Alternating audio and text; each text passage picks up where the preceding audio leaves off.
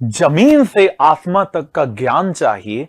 जमीन से आसमां तक का ज्ञान चाहिए। यदि इसी बार एमपीपीएससी में सिलेक्शन चाहिए तो भारत के नक्शे में खो जाओ तुम।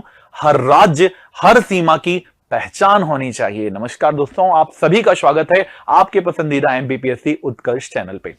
आज जो मैं आपके सामने उपस्थित हूं, आज मैं आपके सामने स्ट्रेटेजी के रूप पर लेकर आया हूं पूरा का पूरा वीडियो जो भूगोल से संबंधित है, अर्थात मध्य प्रदेश की जो प्रीलिम्स की यूनिट 3 है, इस यूनिट 3 से संबंधित आज पूरा का पूरा सेशन होने वाला है। इसमें बहुत सारी जानकारियां आपको अतिरिक्त मिलने वाली है। कैसे पढ़ना चाहिए, किस प्रकार से अपने आप को प्रिपेयर करें कि कम समय में, शॉर्ट टाइम में आप पूरा रिवीजन कर सकें। एमसीक्यू की क्या इंपॉर्टेंस है, पीवाईक्यूज होते क्या है, आखिरकार शॉर्ट नोट कैसे बनाना चाहिए, आखिरकार कौन कौन से ऐसे करंट और ज्योग्राफी से रिलेटेड टॉपिक हैं जो आपको पता होना चाहिए, वो सब इसके अंदर आपको बताया गया है। साथ ही साथ आपके बाद ये इंपॉर्टेंट चीज भी है कि इसमें जो पुराने साल के पीवाईक्यूज हैं, मैं आपके लिए वो भी इसे सॉल्व करने वाला हूं। तो जुड़े रहना है। और आप देख सकते हैं ये हमारा ज्योग्राफी का सिलेबस है। इसमें से मैंने एग्रीकल्चर वाले पार्ट को यहां से स्विच कर दिया, यहां से हटा दिया है। इसके अलावा यदि आप यहां देखेंगे तो यहां माउंटेन्स, पहाड़ियां, पठार, नदियां, झीलें, ये जो डेटा है ये स्टैटिक होता है, अर्थात इसको बार बार आपको तैयार करना होगा, है ना। तो पर्वत कहां हैं, लोकेशन कैसी होती है, इनके ऊपर चर्चा होगी। आखिरकार ये हिल्स, ये पहाड़ी कहां है, ये भी पता होना चाहिए। पठार आखिरकार बनते कैसे हैं, किस प्रकार से इनका भौतिक वर्गीकरण किया गया है, आखिरकार फिजिकली ये दिखाई कहां देते हैं, ये भी जानकारी होनी चाहिए। आखिरकार नदियां कौन कौन सी ऐसी है, जैसे आपने देखा होगा कि लास्ट ईयर एमपीपीएससी ने ऐसी नदियां पूछी आपसे, ऐसी रिवर्स के बारे में पूछा जो बड़ी टफ थी, अर्थात जो सामान्य रूप में हमें देखने को नहीं मिलती हैं। तो ऐसे प्रश्नों को कहां से लिया जाता है, आखिरकार ये इतना डेप्थ में एमपीपीएससी चला कैसे गया, ये भी देखना जरूरी है।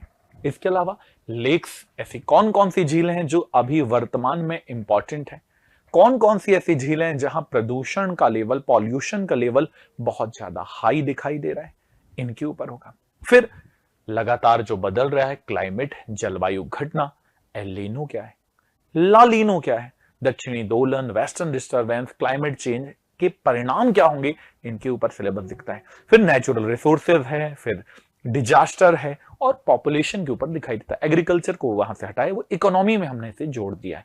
तो जब आप इकोनॉमी पढ़ेंगे तो यहां पर आपको इकोनॉमी के जब आपके पास टीचर दिखेंगे तो वो इसके बारे में बहुत डिटेल में आपको बताते हुए नजर आएंगे।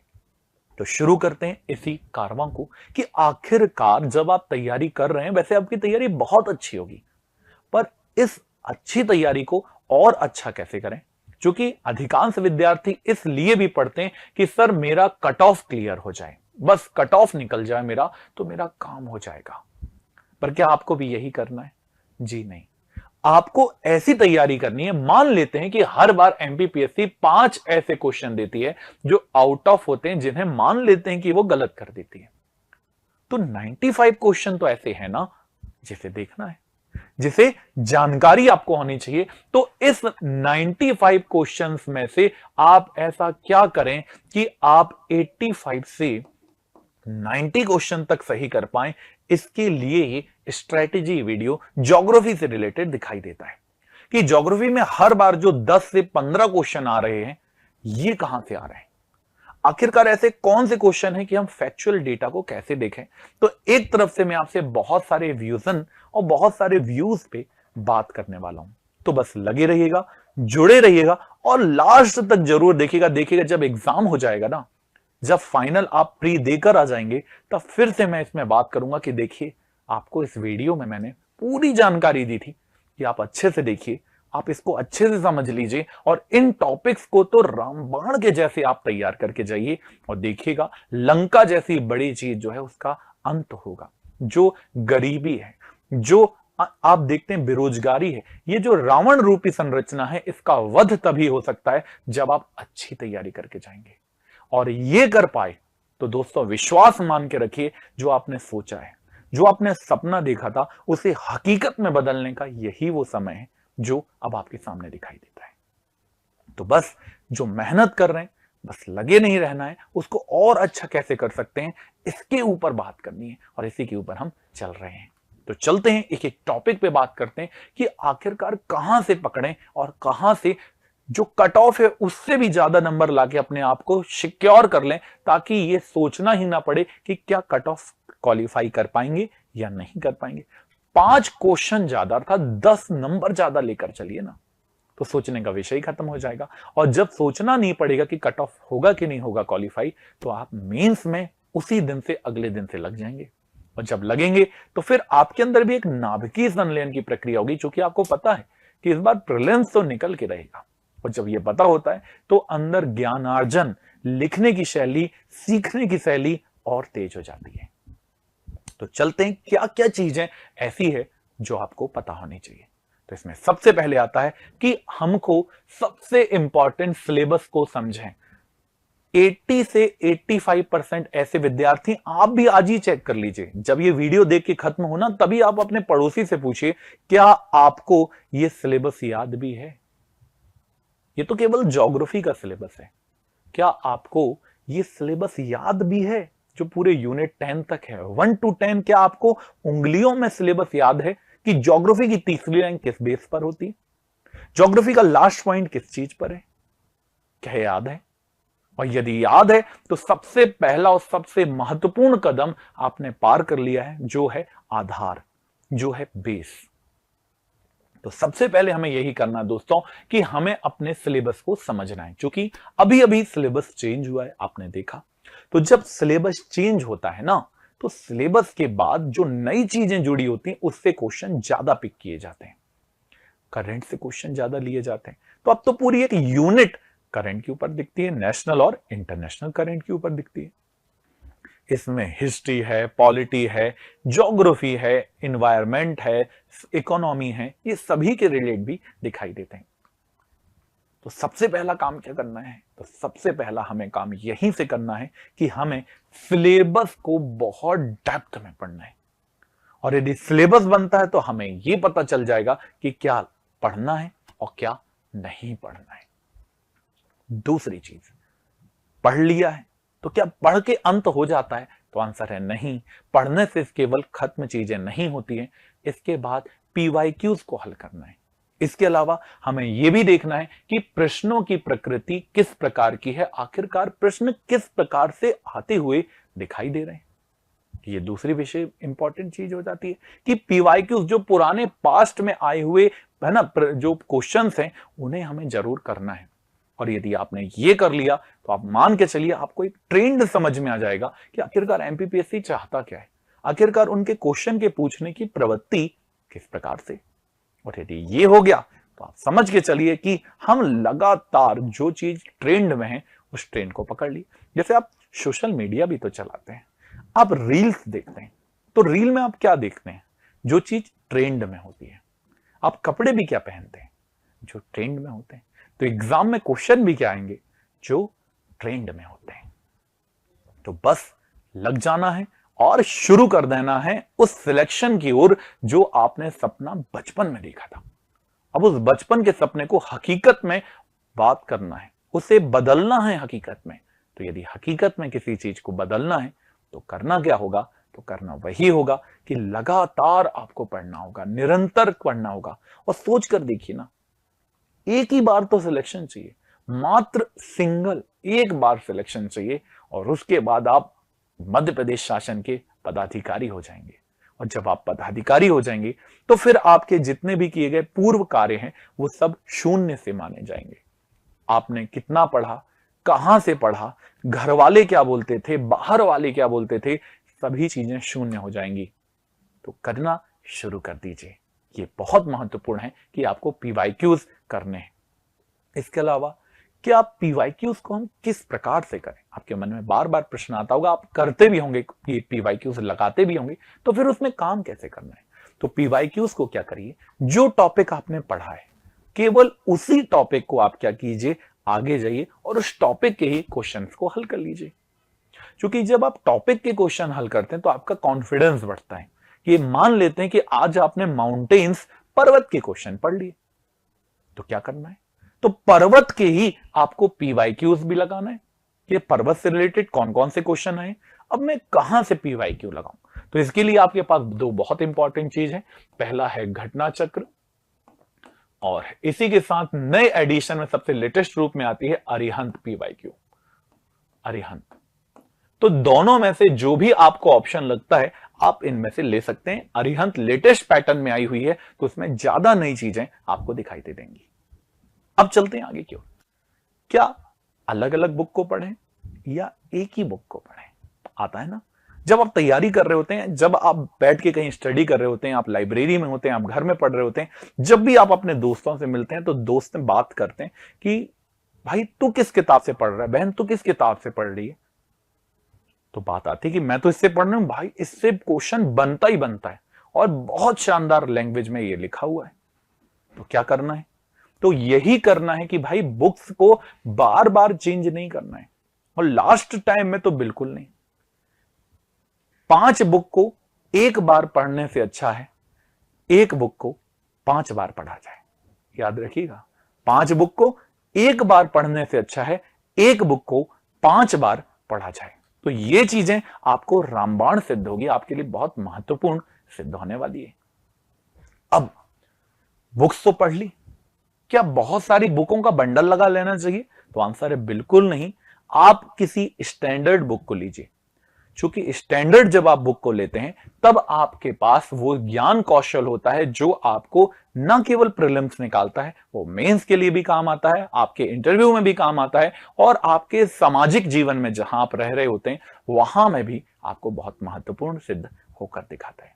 तो करना यही है, 5 बुक को एक बार नहीं, एक बुक को 5 बार। आगे चलते हैं। जो टॉपिक आपने पढ़ लिया है, क्या लगाना है? लगातार एमसीक्यू लगाना है, और एमसीक्यू के लिए ब्रह्मास्त्र आपके पास मैंने ऑप्शन बता दिया, आप इन्हीं को लगा सकते हैं। इसके अलावा आप एमसीक्यूज के लिए बहुत अलग अलग चीजें भी मार्केट में उपलब्ध होती हैं, आप उनका भी चयन कर सकते हैं। पर याद रखिएगा, लिमिटेड सोर्स के साथ जब आप करेंगे तो आप लिमिटेड चीजों को में ही बहुत सारे ज्ञान को अर्जित कर पाएंगे। ज्यादा बुकों से कम चीजों को उठाने से अच्छा है एक बुक से ज्यादा चीजों को पिक किया जाए। तो ये बहुत इंपॉर्टेंट है। तो वही है कि हमें बिल्कुल ध्यान रखिएगा, बहुत इंपॉर्टेंट चीज है एमसीक्यूज और पीवाईक्यूज। इसके अलावा एमसीक्यू जब सॉल्व करने में परेशानी आती, कई बार ऐसे होते हैं हमारे विद्यार्थी जिनके पास ये क्वेश्चन है कि सर मैं तो एमपीपीएससी की तैयारी कर रहा हूं, मेरी तैयारी भी बहुत अच्छी है, बट जब भी मैं एमसीक्यू लगाने बैठता हूं या बैठती हूं तो मुझे बहुत प्रकार की परेशानी आती है और मैं कर ही नहीं पाती, पता नहीं क्या हो जाता है, और लास्ट में एंडिंग में मुझे बड़ा डर लगने लगता है कि सर मेरा होगा कि नहीं होगा। शायद हो सकता है ये आपका भी प्रश्न हो। तब क्या करें? क्या छोड़ दें? क्या एमसीक्यू ना लगाएं तो काम चल जाएगा? तो आंसर है बिल्कुल नहीं। ये बहुत महत्वपूर्ण है। जैसे हाथ में 5 उंगलियों का महत्व है, हो सकता है किसी को लगता हो कि ये छोटी सी उंगली कोई काम की नहीं है, पर किसी दिन इस उंगली को ब्लेड से काट कर देखिए। जब आप किसी चीज को उठाएंगे ना, और जब उस उंगली की मदद पड़ेगी और जब आपको दर्द होगा, तब आपको पता चलेगा कि हर छोटी से छोटी चीज का महत्व जरूर होता है। बरगद का पेड़ हो या एक छोटा सा पौधा हो, जड़ का वही महत्व है। आप कहें कि सर जड़ तो होती नहीं, उसकी क्या जरूरत है? तो नहीं, पेड़ हमें तने से ऊपर दिखाई देता है, पर उस तने और उस पत्ती में जो आज जीवन है, उसके जीवन होने का प्रमुख कारण है उस जड़ में, उस जड़ का जीवित होना। तो जड़ का जड़ बनकर रहना भी बहुत महत्वपूर्ण है। तो बने रहिएगा इन एमसीक्यूज के साथ। और यदि आपको ऐसा लगता है कि आपको परेशानी आ रही है, तब फिर क्या करना है? तब आपको यही करना है दोस्तों कि आपको आपकी गलती कहां पर हो रही है, आपको कमी कहां पर लग रही है। तो कमी हो रही है आपके रिवीजन में। आपने पढ़ तो लिया है पर आपने उसका रिवाइज नहीं किया है, और यदि आपने टॉपिक को अच्छे से रिवाइज नहीं किया तो यही वो कारण बनेगा कि आप किसी भी एमसीक्यू को सॉल्व नहीं कर पाएंगे। और जब आप एमसीक्यू को सॉल्व नहीं कर पाएंगे तो आपका कॉन्फिडेंस गिर जाएगा, और कॉन्फिडेंस का गिरना मींस एग्जाम में आपके दिमाग से कई चीजों का स्लिप हो जाना। तो यहीं से आपको आगे भी बढ़ना है। जितना हो सके उतनी ज्यादा क्या करिए, एमसीक्यू को हल कीजिए। मल्टी चॉइस क्वेश्चंस, MCQ को हल कीजिए। और कैसा करें सर? 10 यूनिट है, क्या 10 यूनिट को हल कर दें कि सर एक एक यूनिट को हल करें? ये आपके ऊपर है कि आप किस प्रकार से सेटिंग आपकी है, स्टडी की सेटिंग किस प्रकार की है। आप यदि दिन में 6 घंटे पढ़ते हैं तो 6 घंटे में आप हो सकता है कि किसी टॉपिक को 2 घंटे देते हो कि 2 घंटे के हिसाब से आप 3 यूनिट को कंप्लीट कर रहे हैं। हो सकता है कि आप 1.5 आवर के हिसाब से आपने कंप्लीट किया हो तो 4 टॉपिक को कंप्लीट करते हो सकता है कि 2 टॉपिक को आपने 1.5 आवर दिए और बाकी टॉपिक को ज्यादा टाइम दिए। तो ये आपके ऊपर है कि आप जिस भी प्रकार से पढ़ रहे हो आप इसमें MCQs और PYQs का ज्यादा से ज्यादा चयन कीजिए। जितने ज्यादा आप PYQs लगाएंगे, जी हां, जितने ज्यादा PYQs लगाएंगे, आप MCQs लगाएंगे, आपका कॉन्फिडेंस बढ़ेगा। कॉन्फिडेंस कैसे बढ़ता है? क्योंकि MCQ और PYQs में केवल क्वेश्चन नहीं होते हैं, उसके पीछे उसका डिटेल भी होता है कि एक क्वेश्चन है तो उस एक क्वेश्चन से मल्टीपल आंसर निकल जाते हैं। तो जितना ज्यादा आप मेहनत करेंगे, जितनी ज्यादा आप उस पे आप ज्ञान लगाएंगे, आप उसको जितना समय देंगे, किताबों को जितना समय दिया जाता है उतना ही समय किताब आपके ज्ञान को खोलने में लगाती है। अर्थात सबसे अच्छा मित्र यदि कोई बन सकता है तो वो यही आपकी किताब हो सकती है। क्या मॉक टेस्ट भी लगाना चाहिए? एक प्रश्न आता है कि आजकल ट्रेंड में है सर मॉक टेस्ट हर कोई लगा रहा है, तो क्या मॉक टेस्ट लगाना चाहिए? क्या मैं, अभी तो मेरी तैयारी भी अच्छी नहीं, क्या मैं मॉक टेस्ट लगा सकती हूं या लगा सकता हूं? तो जी हां, आपको मॉक टेस्ट लगाना चाहिए। इसके लिए नहीं कि आपकी पूरी तैयारी हो गई है, इसके लिए कि आपका जो दिमाग है उस प्रेशर को झेल जाए, आप समयबद्ध हो जाएं। आपको पता है कि आप घर में वही चीज को यदि आप लेकर आएंगे, आपको यदि कोई मॉक टेस्ट देना है तो आपको फोटोकॉपी की दुकान में वो बड़ा सस्ता मिल सकता है, पर वो फोटोकॉपी की दुकान से किया गया वो फोटोकॉपी आपको वो समयबद्धता नहीं दे सकता, वो आपको मेंटली प्रेशर नहीं दे सकता जो एग्जाम में आप झेलते हैं। तो करना क्या है? नाम मात्र से शुल्क में आपको बहुत सारे ऑप्शन आपके सामने दिखाई देते हैं, पर याद रखिएगा ऑप्शन बहुत सारे दिखाई देते हैं, अंत नहीं होता उसका। तो आपको करना क्या है? क्वालिटी से समझौता नहीं करना। हो सकता है कि कम शुल्क में मिलने वाले में वो गुणवत्ता ना हो, तो गुणवत्ता और समयबद्धता दोनों का ध्यान रखिएगा, जो आपके जीवन को, चूंकि आप उस समय पर हैं कि आप एक तरफ कुआं और दूसरी तरफ खाई है। अब आपको देखना है कि आप में से या तो सीधे निकलेंगे, और थोड़ा सा भी आपने यदि कुछ गलत कार्य किया, यदि आपने अपनी स्ट्रेटजी बदल दी, तो या तो एक तरफ कुआं है या तो एक तरफ खाई है। अब चयन आपको करना है कि इनमें से आप क्या क्या चीजों को ले सकते हैं, आप यहां से पिक कर सकते हैं। प्री की टेस्ट सीरीज, वही हम बार बार बात कर रहे थे कि प्री की टेस्ट सीरीज क्यों इंपॉर्टेंट है। तो याद रखिएगा, क्योंकि आप प्री की जब टेस्ट सीरीज देते हैं तो आपके साथ कई हजार बच्चे भी उस जगह पे आपका टेस्ट दे रहे होते हैं, आपके साथ ही टेस्ट दे रहे होते हैं। अर्थात एक सी मेंटेलिटी के लोग एक साथ एक कदम पे आगे बढ़ रहे होते हैं। तो कौन आगे बढ़ेगा, कौन पीछे मुड़ेगा? यदि आपने कोई टॉपिक का कोई पॉइंट नहीं भी पढ़ा है पर एग्जाम में वो क्वेश्चन आ गया, अर्थात मॉक टेस्ट में वो क्वेश्चन आ गया, तो आप क्या करते हैं? आप दिमाग लगाते हैं कि क्या होना चाहिए, आप एलिमिनेशन मेथड का यूज करते हैं। तो ये एलिमिनेशन मेथड क्या करती है? उन चीजों को वहां से हटा देती है कि 2 ऑप्शन तो हट जाते हैं। सर 2 ऑप्शन में आके हम फंस जाते हैं, तो जो वही व्यक्ति 2 ऑप्शन में आके फंस जाता है जिसने अपने टॉपिक को बहुत अच्छे से रिवीजन नहीं किया होगा। अर्थात यदि आपने बहुत अच्छे से रिवीजन किया है तो आपका काम हो जाएगा, और यदि आपने बहुत अच्छे से रिवीजन नहीं किया है तो आपका काम नहीं होने वाला है। तो करना क्या है? जब मेहनत कर ही रहे हैं, जब लगातार पढ़ ही रहे हैं, तो क्यों ना एक बार में ही अच्छी मेहनत कर ली जाए, ताकि आने वाले समय में दोबारा पढ़ने की जरूरत ही ना पड़े, दोबारा मॉक टेस्ट देने की जरूरत ही ना पड़े, दोबारा मेंस लिखने की जरूरत ही ना पड़े, दोबारा किसी डीसी से नीचे पद पर आकर फिर से उसको प्रमोट होने के लिए फिर से और ऊंचे पद पर आने की नौबत ही ना आए, दोबारा इंटरव्यू देने की जरूरत ही ना पड़े। ये चीज आपको तभी हो सकती है यदि आप लगातार रिवीजन करते हैं, आप लगातार प्रैक्टिस करते हैं। आपने सुना भी होगा, प्रैक्टिस मेक मैन परफेक्ट। तो लगातार मेहनत कीजिए और लगातार मेहनत करने से ही आप अपने आप को क्या कर पाएंगे, सिलेक्ट कर पाएंगे। तो जुड़े रहना है और लगातार आपको याद रखिएगा, गाड़ी हमेशा भरोसेमंद होना चाहिए। आपका जो ड्राइवर है वो हमेशा भरोसेमंद होना चाहिए। आपने देखा भी तो होगा कि आप किसी जगह पे जा रहे हैं, मान लेते हैं आप यहां से सिलेक्शन के बाद कुल्लू मनाली घूमने जा रहे हैं, तो आप क्या करेंगे? खुद ही गाड़ी चलाएंगे या ड्राइवर जिस गाड़ी को लेकर गए हैं उसके साथ बैठे रहेंगे? तो यही होगा। यदि आपको गाड़ी चलाते बनती है तो हो सकता है आप भी गाड़ी चलाएं, और हो सकता है चूंकि ड्राइवर को लेके गए हैं तो भाई आप उसका ध्यान रखते हुए भी उसी से गाड़ी चलाएं।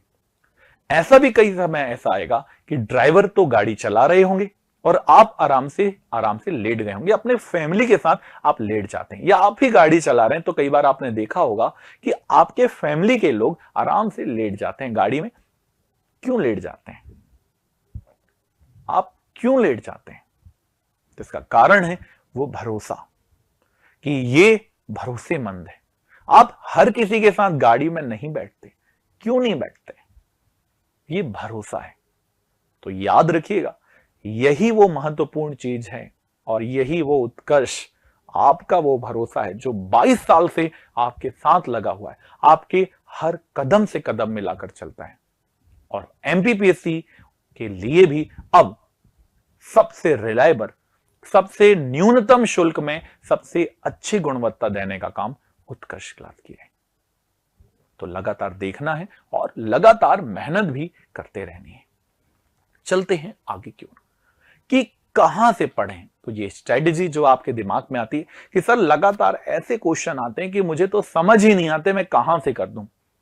सर ये जो बचपन से आपने ये मैप को देखा हुआ, ईमानदारी से बताइएगा, बचपन से मैप देखा है ना? कितने राज्य? 28। कितने केंद्र शासित? 8। आप में से कितने लोग हैं, कमेंट करके ईमानदारी से बताइएगा कि एक एक स्टेट की एक एक बॉर्डर की डिजाइन बताकर बता पाएंगे? बनता है तो भी, नहीं बनता तो भी। सोच कर देखिए, जिस मैप को आपने बचपन से देखा, जिसमें हो सकता है छोटे मोटे कभी परिवर्तन हुए भी हों, पर आपने जिस चीज को बचपन से देखा है उस चीज को आप अभी तक बना नहीं पा रहे। ऐसा क्या कारण है कि आप मात्र 28 स्टेट और 8 यूनियन टेरिटरी को आज तक बना नहीं पाए? स्टेट तो छोड़िए, अधिकांश तो ऐसे विद्यार्थी भी हैं जो इस मैप को ही नहीं बना पाते। अब आप ही बताइए, प्रैक्टिस में कमी है या नहीं है? यह कहने से नहीं चलता कि सर मेरी जो ड्राइंग है वो खराब है, इससे नहीं काम चलेगा। तो करना क्या है, देखिएगा, इससे हर बार, और इस बार भी जब एमपीपीएससी आपका आएगा तब आप देखिएगा इससे क्वेश्चन बनेगा जो मैं आपको अभी सिखाने वाला हूं। तो देखे ना बस नहीं है, आपको क्या करना है, आपको लगे रहना और इस ग्राफ को बनाने की आदत डालिए। देखिएगा, क्योंकि बांग्लादेश के साथ विवाद चल रहा है, म्यांमार बॉर्डर को हम पूरी पाकिस्तान बॉर्डर जैसे सीलबंद कर रहे हैं, चाइना से अलग विवाद चल रहा है, नेपाल अलग रूठा हुआ है, श्रीलंका के साथ अलग समस्या है, पाकिस्तान के साथ अलग समस्या है, अफगानिस्तान एक अलग रास्ते पे जा रहा है। तो आएगा कि नहीं आएगा क्वेश्चन? बिल्कुल आएगा। तो चलिए देखिए कैसे करके इसको सिनॉप बनाते हैं, कैसे इसमें मेहनत करके आप आगे बढ़ सकते हैं। तो लगातार देखते रहना है।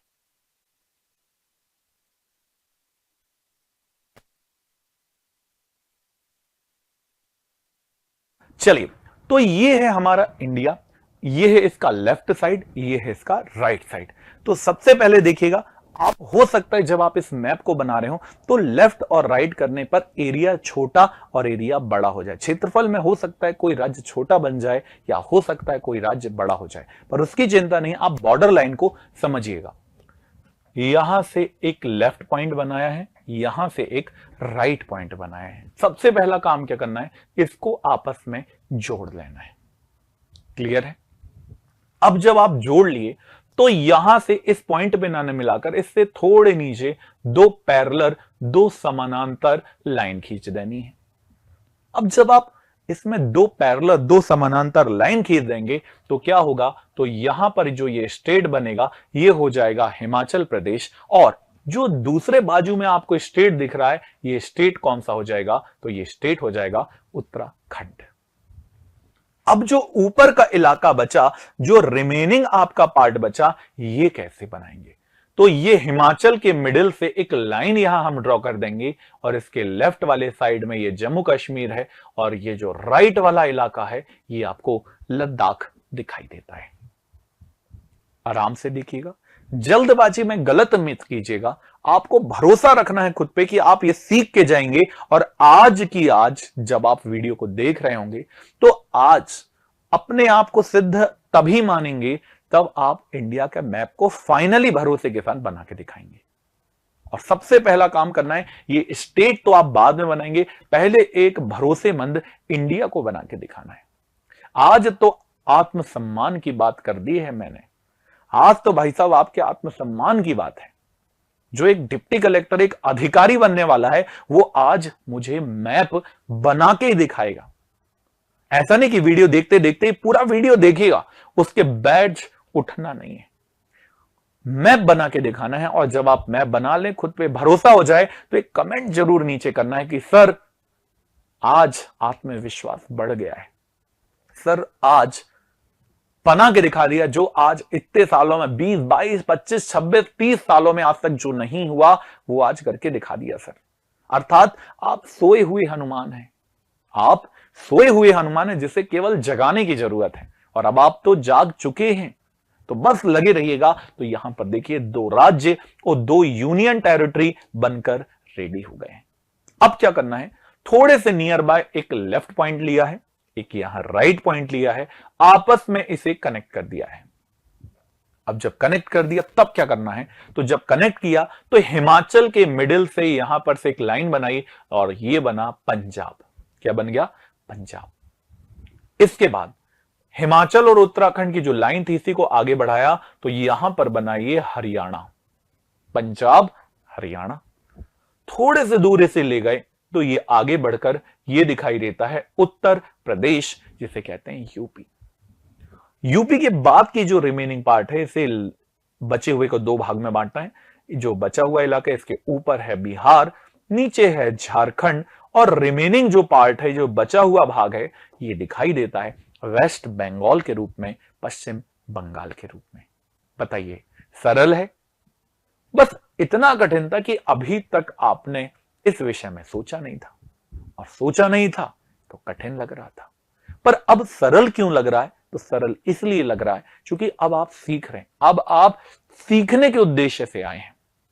बचपन में जब मोबाइल नहीं हुआ करते थे, लैंडलाइन हुआ करते थे, तब कैसे नंबर याद हो जाते थे? क्योंकि उस समय हमारे पास और कोई ऑप्शन नहीं था। पर जब से मोबाइल हमारे पास 2G, 3G, 4G, 5G आए हैं, तब से हमने मोबाइल नंबर याद करने बंद कर दिए। हमारी कैलकुलेशन वीक हो गई। पहले आप वही विद्यार्थी हैं जो उंगलियों में नंबर को पॉइंट कर लेते थे, याद कर लेते, कैलकुलेट कर लेते थे।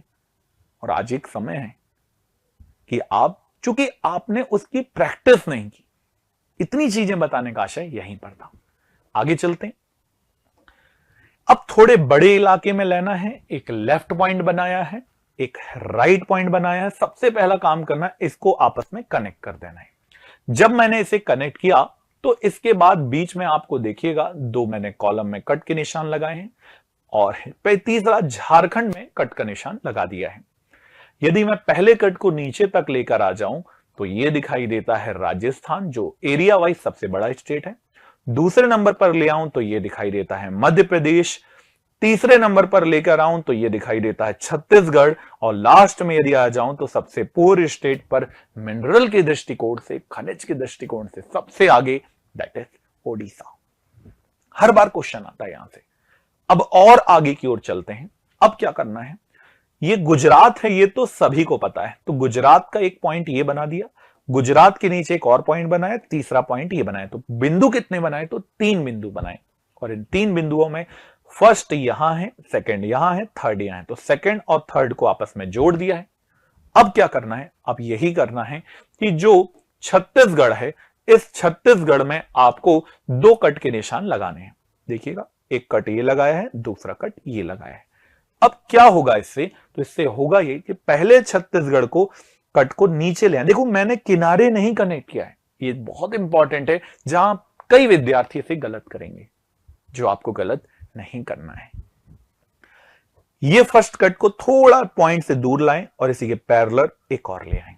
इससे क्या होगा, यहां पर ये जो स्टेट बनेगा ये होगा तेलंगाना, जो 2 जून 2014 को बना, और दूसरा ये है आंध्र प्रदेश, जिससे सेपरेट होकर तेलंगाना बना था।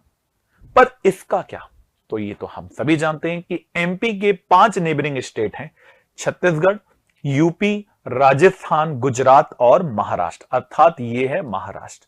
तो गुजरात और महाराष्ट्र की बॉर्डर कैसे बना दें, आखिरकार ऐसा क्या करें कि ये बॉर्डर बन जाए। तो ये तो हम जानते हैं कि मध्य प्रदेश और गुजरात आपस में लगे हुए हैं। तो देखो मैंने क्या किया, गुजरात को मध्य प्रदेश से जोड़ दिया है। तो अब देखो महाराष्ट्र से भी एमपी लगा है, गुजरात से भी लगा हुआ है। तो ये है आसान काम। और आगे चलते हैं, अब क्या करना है, तो अब देखेंगे तो आंध्र प्रदेश के मिडिल से लास्ट तक ले जाएं तो ये हो जाता है कर्नाटक। कर्नाटक के मिडिल से 2 पार्ट कर दें तो ये है केरल, ये है तमिलनाडु। और यहां ऊपर छोटू सा, जहां सिलेक्शन के बाद अधिकांश अधिकारी सबसे पहले घूमने जाते हैं, ये कौन सा है, तो ये है गोवा।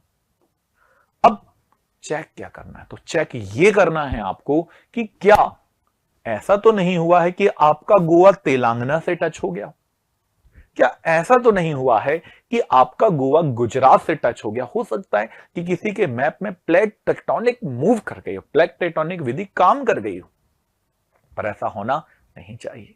तो करना क्या है, गुजरात किस किस से लगा है, तो गुजरात कर्नाटक और महाराष्ट्र से लगा है। तो क्या आपके मैप में भी ये परफेक्ट बना है? यदि परफेक्ट बना है तो बिल्कुल सही ट्रैक पे हैं, बिल्कुल सही काम कर रहे हैं आप।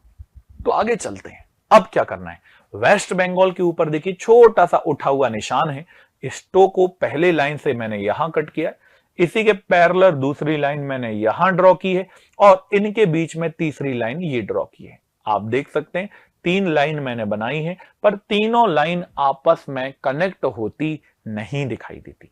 अब यदि नहीं दिखाई देती तो ये क्या है, तो ये सिक्किम है, ये अरुणाचल है, और यहां से ये पूरी वेस्ट बंगाल की पश्चिम बंगाल की सीमा बन जाती है। Simple simple. आगे चलते हैं, अब इस अरुणाचल के इस नीचे डब्लू जैसे डिजाइन के मिडिल से आपस में जोड़ देते हैं। अब जब हम इसे जोड़ देंगे तो क्या होगा, इसे हमें 3 बराबर भागों में डिवाइड करना है। पहला है नागालैंड, दूसरा है मणिपुर, और तीसरा है मिजोरम। फिर से देख लीजिएगा, नागालैंड, मणिपुर, मिजोरम। ये मणिपुर वही जगह है जहां पर अभी कुछ समय पहले हिंसा हुई थी। क्वेश्चन आ सकता है और आने की संभावना भी रखता है। आगे चलते हैं, आगे क्या करना है, तो आगे देखते हैं, ये जो मिजोरम है, इस मिजोरम के मिडिल से यदि हम जोड़ दें तो ये दिखाई देता है त्रिपुरा। क्या दिखाई देता भाई साहब, त्रिपुरा। और त्रिपुरा के ऊपर तरफ यदि मैं चलूं तो ये बिना किसी अनदर स्टेट से टच किए हुए मैंने बना दिया है। ये है वर्ल्ड का सबसे ज्यादा वर्षा वाला स्थान, दुनिया में सबसे ज्यादा पानी यहीं गिरता है। कौन सा है, तो ये है मेघालय। तो इस प्रकार से ये मेघालय बन जाता है। और मेघालय के आसपास जहां मैंने ये कट के निशान लगाए हैं, ये चाय प्रदेश है, और इस चाय प्रदेश का नाम है असम। जी हां दोस्तों, क्या नाम है, तो इसका नाम है असम। और इस प्रकार से ये इंडिया के 28 स्टेट और 2 केंद्र शासित प्रदेश लद्दाख और जम्मू कश्मीर बनकर तैयार हो गए। अब बाकियों को कैसे बनाना है, चलिए इस पे बात करते हैं। आज तो सिखा के रहेंगे, आज से स्ट्रेटजी को कैसे अपनाना है आज बता के रहेंगे, और आपके दिलो दिमाग में, जहन में सिलेक्शन करवा के रहेंगे। तो चलते हैं आगे की ओर। तो तीसरे रूप में क्या दिखाई देता है, तो यहां पर यदि मैं आपको देखूं तो पंजाब और हरियाणा है, पंजाब और हरियाणा के बीच में ये है चंडीगढ़। CH लिख दिया है, CH से आशय होता है चंडीगढ़। इस चंडीगढ़ के बाजू में देखें तो ये हरियाणा है। तो हरियाणा और यूपी के बीचों बीच यदि मैं आ जाऊं तो इस हरियाणा और यूपी के बीच में दिखाई देता है दिल्ली, ये है दिल्ली।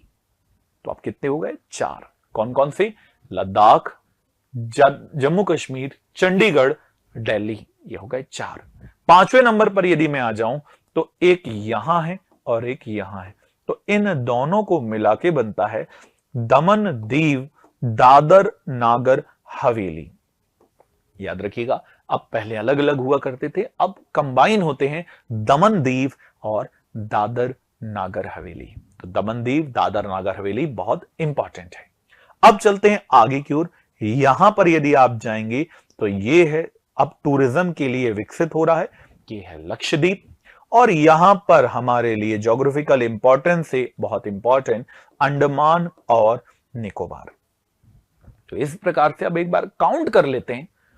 लद्दाख 1, जम्मू कश्मीर 2, चंडीगढ़ 3, दिल्ली 4, दमन दीव 5, लक्षद्वीप 6, अंडमान 7। अब आते हैं लास्ट में, एक ही बचा है, इसका नाम है पुडुचेरी। तो पुडुचेरी के 4 डिस्ट्रिक्ट हैं, एक यहां है, 2 यहां है और एक यहां है। 1, 2, 3 और 4। तो ये चारों को मिला के क्या बनता है? तो चारों को मिला के बनता है पुडुचेरी। इस प्रकार से आप देखेंगे तो ये पूरा का पूरा मैप यहां पर बनकर तैयार हो गया। तो हमें अब भरोसा करना है, ऐसे प्रैक्टिस करनी है। अब तो ये हो गया स्टेट। अब चलते हैं वर्ल्ड वाइड, कैसे करके हमारे पड़ोसी देशों से लगे। तो यदि मैं इस गुजरात से इस लद्दाख तक के एरिया को जोड़ दूं तो ये हमारा पड़ोसी देश है, जो हमारे हर दुख का कारण है, ये बनता है पाकिस्तान। क्लियर? इस लद्दाख से थोड़े से एरिया में यदि मैं इसे कनेक्ट कर दूं तो ये बन जाता है अफगानिस्तान। इस लद्दाख से अरुणाचल के मिडिल को यदि जोड़ दूं तो ये कोरोना फैलाने वाला देश है, इट इज चाइना। उत्तराखंड से सिक्किम के लेफ्ट को जोड़ दूं, देखिएगा ऊपर से नहीं जोड़ा, लेफ्ट को जोड़ा हूं, तो इसे कहा जाता है नेपाल। सिक्किम के राइट से डायरेक्ट अरुणाचल में किसी भी स्थान को जोड़ दिया जाए तो यह हो जाता है भूटान। अर्थात सिक्किम नेपाल से भी लगा है, भूटान से भी लगा और ऊपर से चाइना से भी लगा हुआ है। और आगे चलते हैं। इस मिजोरम के मिडिल पॉइंट से यदि इसी अरुणाचल को जोड़ दिया जाए तो अगला पड़ोसी देश है, इसका नाम हो जाता है म्यांमार। और इसी मिजोरम को डायरेक्ट आगे तक जोड़ दिया जाए तो जो भारत विरोधी नारे लगाने वाला अभी समाज है, जो देश है, इसका नाम है बांग्लादेश, जिसकी आजादी के लिए इंडिया ने काम किया, अपने कई शहीदों को शहीद किया, है ना, कई शहीद हुए यहां पर और कई सैनिक यहां पर आप भी, है ना, कई अपने परिवारों से कभी मिल नहीं पाए। तो ठीक है, अनस्टेबिलिटी है, पर क्वेश्चन तो यहां से बन सकता है जो आपको देखना है। अब यदि यहां पर मैंने इसे क्यों समझा है, क्यों आपको ऐसी जानकारी दी है कि आप ऐसी तैयारी कीजिए, इसका कारण है कि यदि मैंने आपसे ये प्रश्न कर लिया, यदि मैंने आपसे ये पूछ लिया कि राजस्थान जो इंडिया का सबसे बड़ा क्षेत्रफल के अनुसार एरिया वाइज बिगेस्ट स्टेट है, आखिरकार कितने स्टेट से बॉर्डर लगाता है, आखिरकार अपनी सीमा कितने राज्यों से शेयर करता है, तब आप तुक्का मारते हैं। पर चूंकि अब आप सीख चुके हैं, तब आप परफेक्टली इसे घड़ी की दिशा में क्लॉकवाइज मूव करेंगे और आप देखेंगे कि सर ये है राजस्थान की बॉर्डर। घड़ी की दिशा में घूमूंगा तो पंजाब, हरियाणा, यूपी 3, एमपी 4, गुजरात 5। तो 100% कह सकता हूं सर कि ये 5 स्टेट से लगा हुआ है। सर मणिपुर, तो मणिपुर की बॉर्डर किससे लगती है? तो मणिपुर ये है। तो मणिपुर को यदि मैं क्लॉकवाइज घुमाऊं तो मणिपुर से सबसे पहले लगेगा मिजोरम, दूसरा ये कट वाला असम और तीसरा लगेगा नागालैंड। तो क्या ये तुक्का है? बिल्कुल नहीं, ये 100% वाली बात चल रही है। अभी आपसे क्वेश्चन पूछ सकता है बांग्लादेश कितने इंडियन स्टेट से लगा हुआ है? तब क्या आंसर देंगे? तब क्या आंसर देंगे? तुक्का मारेंगे? बिल्कुल नहीं। तब क्या आंसर देंगे? तो ये बांग्लादेश की बॉर्डर को यहां से कनेक्ट करेंगे, यहां से आगे आगे क्लॉकवाइज, तो वेस्ट बंगाल, वेस्ट बंगाल के बाद कट वाला असम, पानी वाला मेघालय, फिर कट वाला आ गया तो एक ही बार गिनेंगे, त्रिपुरा में 4 और मिजोरम में 5। तो इसका आंसर होगा 5। जो हमारे हर दुख का कारण है पाकिस्तान, वो कितने इंडियन स्टेट और यूनियन टेरिटरी से लगा हुआ है, तब गिनते हैं।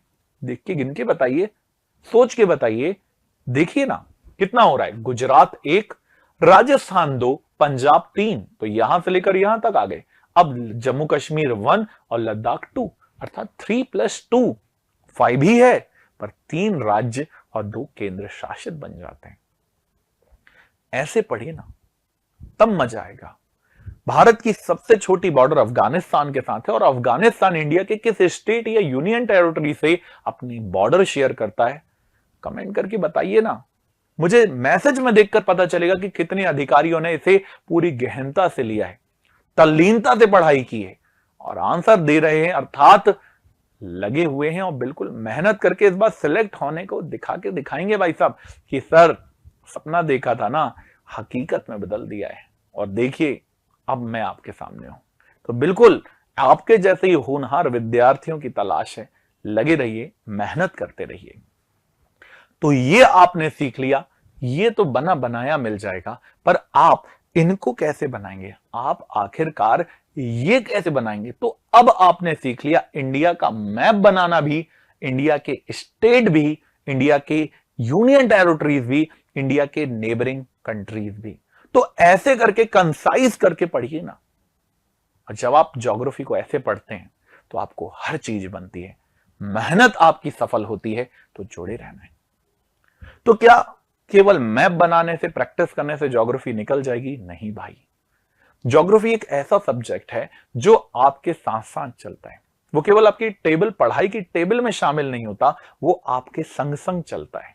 आप जिस ओर भी देखेंगे ना, आप यदि अभी घर में बैठ के पढ़ रहे हैं और आप आसपास देखेंगे तो आपको एनर्जी दिखेगी, ऊर्जा, जिसके माध्यम से लाइट बल्ब जल रहा है, बिजली आ रही है। तो या तो कोयला जला होगा, या तो नाभिकीय संयंत्र से आया होगा, या कहीं से पेट्रोलियम का उपयोग किया गया होगा।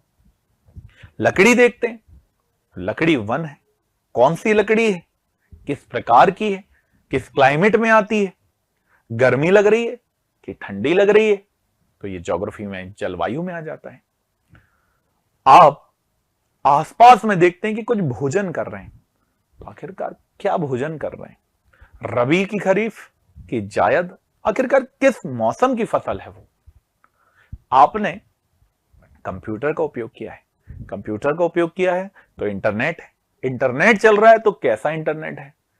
जीआईएस, जीपीएस, सभी चीजें इंक्लूड करता है।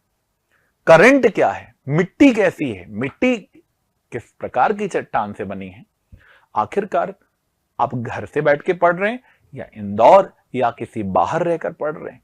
तो माइग्रेशन क्यों हो रहा है, प्रवास क्यों हो रहा है? परिवार में, हमारे घर में 2 बच्चों का जन्म हुआ है, तो आखिरकार जनसंख्या क्यों बढ़ रही है, कौन से स्टेट में कम हो रही है?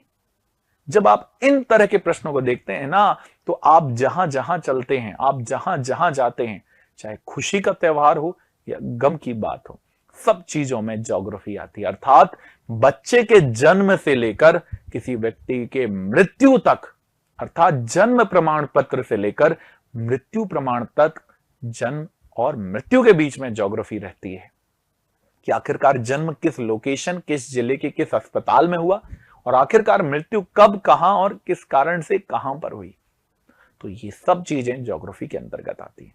अब इसे करंट से यदि मैं जोड़कर देखूं, तो अभी करंट में सबसे इंपॉर्टेंट चल रही है पेन्नार नदी। एक सिनॉप्स के रूप में मैं आपसे बोलता हूं कि पेन्नार नदी के ऊपर यदि एक प्रश्न क्वेश्चन बन जाए कि आखिरकार पेन्नार नदी को मैं प्री के फैक्ट में कैसे याद करूं, और उसी प्री फैक्ट का मैं मेंस में कैसे यूज करूं, तब मैं क्या करूं? तो आपको कैसे पढ़ना चाहिए, आपको कैसे हेडिंग बनानी चाहिए, इसका मैं आपको रीजन बताता हूं। चूंकि सबसे इंपॉर्टेंट है, चाहे प्री हो या मेंस हो, प्री तो आप क्वालिफाई करने ही वाले हैं, पर मेंस में कहां गलतियां होती है उस पर मैं एक छोटा सा प्रकाश डालता हूं कि पेपर जो 1 है इसके 2 पार्ट होते हैं। पार्ट ए में होता है हिस्ट्री और पार्ट बी में होता है ज्योग्राफी। और पेपर 1 सबसे इंपॉर्टेंट है, वो तभी बनेगा जब आपको प्रीलिम्स अच्छा होगा। प्री के फैक्ट मेंस का आधार बनते हैं। तो जब आप पेपर 1 का पार्ट ए कर रहे होते हैं तो 90 मिनट इसके लिए हैं, 90 मिनट इसके लिए हैं। पर आप जानते हैं कि पहली बार दबाव है, अच्छा लिखने की कोशिश करेंगे तो होता यह कि ये 90 मिनट किस में कन्वर्ट हो जाते हैं, 100 मिनट में, ना चाहते हुए भी कन्वर्ट हो जाते हैं, क्योंकि हिस्ट्री में हमें ज्यादा लिखना है। और जब ज्यादा लिखना है तो समस्या तो आएगी। वहीं पर जो 90 मिनट हैं अब ज्योग्राफी के, वो अब कितने बच्चे मात्र 80, अर्थात 90 मिनट के खेल को अब आपको 80 मिनट में कंप्लीट करना है। तो ज्यादा लिखना है कि कंसाइज करके लिखना है, तो डेफिनेटली कम में अच्छा लिखना है। क्वालिटी से कोई समझौता नहीं करना है, पर शॉर्ट में, सिनॉप्स में लिखना है। तब आपको ये काम आएगा, तब आपको यही काम आएगा जो प्रीलिम्स में भी फैक्ट था, मेंस में भी उसको आपने पढ़ा है। तो हम क्यों ना दोनों चीजों को एक साथ पढ़ लें, क्योंकि प्री का सिलेबस ज्योग्राफी में और मेंस के सिलेबस में तो पूरा समानता दिखाई देती है। तो क्यों ना हम सिनॉप्स में ही पढ़ लें, उसको कुछ इस प्रकार से डिजाइन कर लें कि हमारा सभी काम बार बार प्रैक्टिस करने से चलता रहे। तो वैसे ही मैंने यहां पर पेन्नार नदी के बारे में लिखा है। सबसे पहला लिखा ओरिजिन, उत्पत्ति कहां से हुई है, तो भाई ये नदी कर्नाटका में नंदी हिल से निकलती है। तो ये एक फैक्ट था जो मुझे याद था, तो मैंने शॉर्ट में लिख दिया, पूरी वाक्य न लिखते हुए स्टेटमेंट में लिख दिया कि ओरिजिन फ्रॉम द नंदी हिल कर्नाटका। आखिरकार लेंथ कितनी है, तो मुझे 597 नहीं याद होता। तब मैं क्या करूं, तो मैंने इसे याद करने के लिए मैं यहां पर उपयोग करूंगा लगभग 600 किलोमीटर। ये करूंगा मैं। आखिरकार गिरती कहां है, अर्थात डेल्टा या एस्चुरी कहां बनाती है, तो ये नदी कहां गिरती है, तो ये पेन्नार नदी बे ऑफ बंगाल में जाकर गिरती है। क्या कोई सहायक नदियां भी हैं, तो जी हां, कुछ सहायक नदी हैं, चित्रावती, पापाग्नि जैसी नदियां हैं, ये याद कर लेना चाहिए। क्या कोई परियोजना है, क्या कोई बांध इसमें बना है जिससे बिजली बनती है, जिससे नौकायन होता है, जिससे पेयजल की प्राप्ति होती है, जिसके कारण फ्लड, बाढ़ नियंत्रित रहती है, तो जी हां, इसमें सोमाशिला और गांडीकोटा या गलीकोटा डैम दिखाई देता है। अब ये बहती कहां कहां है, तो जहां बहेगी वहां पर विवाद होगा। तो ये विवाद चल रहा है तमिलनाडु और कर्नाटक में, जैसे इन्हीं स्टेट में कावेरी नदी का भी विवाद है। तो कावेरी नदी का विवाद जैसे ही ये पेन्नार नदी का विवाद चल रहा है, तो एग्जाम में यही तो क्वेश्चन बनेगा, यही तो प्रश्न यहां से बनेंगे। इसीलिए पढ़ने की बहुत जरूरत है, इसीलिए पढ़ने की बहुत जरूरत आपको नजर आती है। तो एक ऐसा करके काम कर लीजिएगा कि करंट को सिनॉप्स के जैसे ऐड कर लें। और करना क्या है, जब आप अपने नोट्स बनाते हैं, सिनॉप्स बनाते हैं, मान लेते हैं ये कोई एक पेन्नार नदी के बारे में आपने लिखा, तो 1 2 3 4 5, अगला क्या वहीं से चालू कर दें, नहीं, कम से कम 2 लाइन वहां छोड़िए, ताकि भविष्य में आपको चीजें पता चल सके। लगातार आपके लिए लेकर आती है Utkarsh class revision booklet, yearly book आती है, मंथली मैगजीन्स आती हैं, आपके लिए पीडीएफ फॉर्म में उपलब्ध होती हैं। तो आप पढ़िए ना, आप टॉपिक वाइज पढ़ लीजिए, ये भी आपके लिए हो जाएगा। तो भाई कठिन नहीं है, ज्योग्राफी एक सरल सब्जेक्ट है, बशर्ते आप सही ट्रैक में उसे पढ़ते हो, आप अच्छे से उसे पढ़ते हो। तो भूगोल के समसामयिक मुद्दों को, जो करंट में चल रहे हैं, उन मुद्दों को आप इससे लेकर पढ़िए, तो आप देखेंगे कि चाहे कोई ज्वालामुखी फटा हो, कहीं पर चक्रवात आया हो, जैसे क्वेश्चन ट्रेंड में आ रहे हैं वो क्यों बनेंगे, क्योंकि आपने परफेक्ट कंटिन्यू इन्हें पढ़ा है। जैसे फेंगल चक्रवात, कौन सा चक्रवात, फेंगल, क्या क्या पता होना चाहिए, किसने नाम दिया, सऊदी अरब ने दिया। किसने नाम दिया, फेंगल, सऊदी अरब। कहां है, अरब बंगाल की खाड़ी में आता है। कैसा है, तो ट्रॉपिकल उष्ण कटिबंधीय चक्रवात है। कहां आया, ये बार बार पूछता है। किसने नाम दिया, ये भी पूछता है। कहां कहां इफेक्टेड हुआ, तो तमिलनाडु और पुडुचेरी इफेक्टेड हुआ। कहां आया था, इसके अलावा कर्नाटका के तटों क्षेत्र में भी तेज वर्षा हुई और आंध्र प्रदेश के क्षेत्रों में भी इसका नकारात्मक प्रभाव देखा गया। तो जब आप किन्हीं चीजों को समरी करके पढ़ते हैं ना, जब आप किसी चीज को समराइज करते हैं, तो आपको बहुत सारी चीजें कंसाइज हो जाती हैं और चीजें ज्यादा समझ में आती हैं। तो आखिरकार कौन कौन से ऐसे क्वेश्चन हैं जो आपके बन सकते हैं और आपको पढ़ना चाहिए, जो आपसे लगातार पीवाईक्यूज में पूछे गए, एमसीक्यूज में पूछे गए और आगे एग्जाम में भी पूछे जा सकते हैं। सबसे पहला जो अभी चल रहा है, मुझे लगता है कि इन पे विषय पर जरूर बात होनी चाहिए, इंटरनेशनल बॉर्डर से रिलेटेड, अंतरराष्ट्रीय सीमाओं से रिलेटेड, कि बांग्लादेश से जो डिस्प्यूट चल रहा है, चाइना से जो बॉर्डर से जो झड़प हो रही है हमारे सैनिकों, अर्धसैनिकों के साथ, उनके साथ क्वेश्चन परमानेंटली यहां से बनने की संभावना है निश्चित तौर पर। हर बार क्वेश्चन मिनरल से आता ही है। मिनरल रिपोर्ट पढ़ना चाहिए। मैं आपको बता दूं, मिनरल रिपोर्ट जो लेटेस्ट अभी आई है वो आरंभिक डेटा के साथ हो, तो बिल्कुल भी आरंभिक डेटा को मत पढ़िएगा। हम हमेशा जो कंप्लीट डेटा होता है, जो अंतरिम डाटा होता है, हम उसे पढ़ते हैं। अंतरिम डाटा वही 2022-23 वाला है, तो वही को फिर से पढ़कर चले जाइए कि आखिरकार कौन सी माइन कहां है, आखिरकार कौन सा स्टेट या कौन सा सिटी है जो माइन खदानों के कारण से फेमस रहा है, खनिज के लिए से फेमस रहा है। रिपोर्ट में कौन सा स्टेट आगे है, टॉप में कौन है। और एमपीपीएससी अब ट्रेंड पकड़ते हैं आरोही और अवरोही, अर्थात घटते क्रम में, बढ़ते क्रम में, है ना, असेंडिंग और डिसेंडिंग ऑर्डर में। एग्रीकल्चर की बात करें तो कृषि से संबंधित कौन सी फसल है, किस मंथ उगती है, किस प्रकार से होती है, कौन सी जीएम फसल होती है, कब उगेगी, कैसे उगेगी, कहां उगेगी, इससे संबंधित प्रश्न आ सकते हैं। पॉपुलेशन, जनसंख्या, भाई दुनिया में हम सभी के परिवारों की असीम कृपा से, जी हां, हम सभी के परिवारों की असीम कृपा से हम दुनिया में अब नंबर 1 है। किसी के परिवार ने कम भूमिका नहीं निभाई, और दूसरे काम में निभाए या ना निभाए, पर आपके और मेरे सभी के परिवारों ने जनसंख्या को बढ़ाने में महत्वपूर्ण योगदान दिया है, और यही तो कारण है कि हम दुनिया में नंबर 1 बनकर आए हैं। तो अब हाथ जोड़ के निवेदन है कि ऐसी चीजों में आगे नहीं बढ़ना है। और भी दुनिया में अच्छे काम है जहां पर हम आगे बढ़ सकते हैं, तो उन पर विचार जरूर कीजिएगा। बायोडायवर्सिटी से रिलेटेड कौन सा नेशनल पार्क है, कहां पर बाघ अभ्यारण्य बना है, कौन सा क्षेत्र अभी हाईलाइट चल रहा है, कहां हाथियों की बांधवगढ़ में मृत्यु हुई है, तो जो आपको पता है वो एग्जामिनर को भी तो पता है। उन्होंने भी वही चीज न्यूज में देखी है, तो वो भी नोट डाउन किए होंगे, और वो भी नोट डाउन किए होंगे तो क्वेश्चन जरूर बनाएंगे। वन रिपोर्ट, फॉरेस्ट रिपोर्ट, बहुत अच्छी बात है। 2021 वाली ही रिपोर्ट अभी तक हमारे पास है, तो आप उसी को पढ़िएगा जो पहले भी यदि आपने पढ़ा है। रिजर्व रीजन कौन से हैं, कौन से नेशनल पार्क में कोई बहुत इंपॉर्टेंट गतिविधि हुई है, कौन सा बाघ रिजर्व या टाइगर रिजर्व या अभ्यारण्य कुछ भी नया बनाओ, तो उसके बारे में देखिएगा।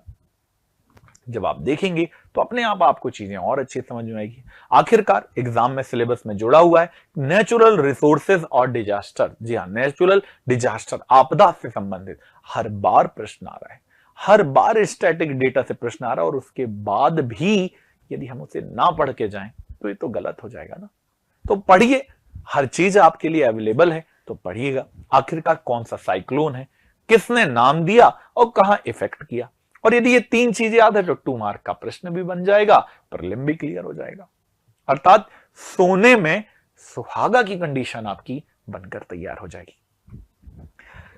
पीवाईक्यूज के आधार पे वर्तमान में चर्चित टॉपिक जरूर पढ़िए। यदि पीवाईक्यू को आप लगा रहे हैं, आपको लग रहा है कि ये टॉपिक आए, तो उससे रिलेटेड अभी कौन कौन से टॉपिक हैं आप उन्हें भी जरूर पढ़िए। चूंकि पीवाईक्यू जो पास्ट में क्वेश्चन है वो आपको ये बताते हैं कि आखिरकार सोच क्या है, विजन क्या है, और आप देखिएगा विजन बहुत इंपॉर्टेंट होता है।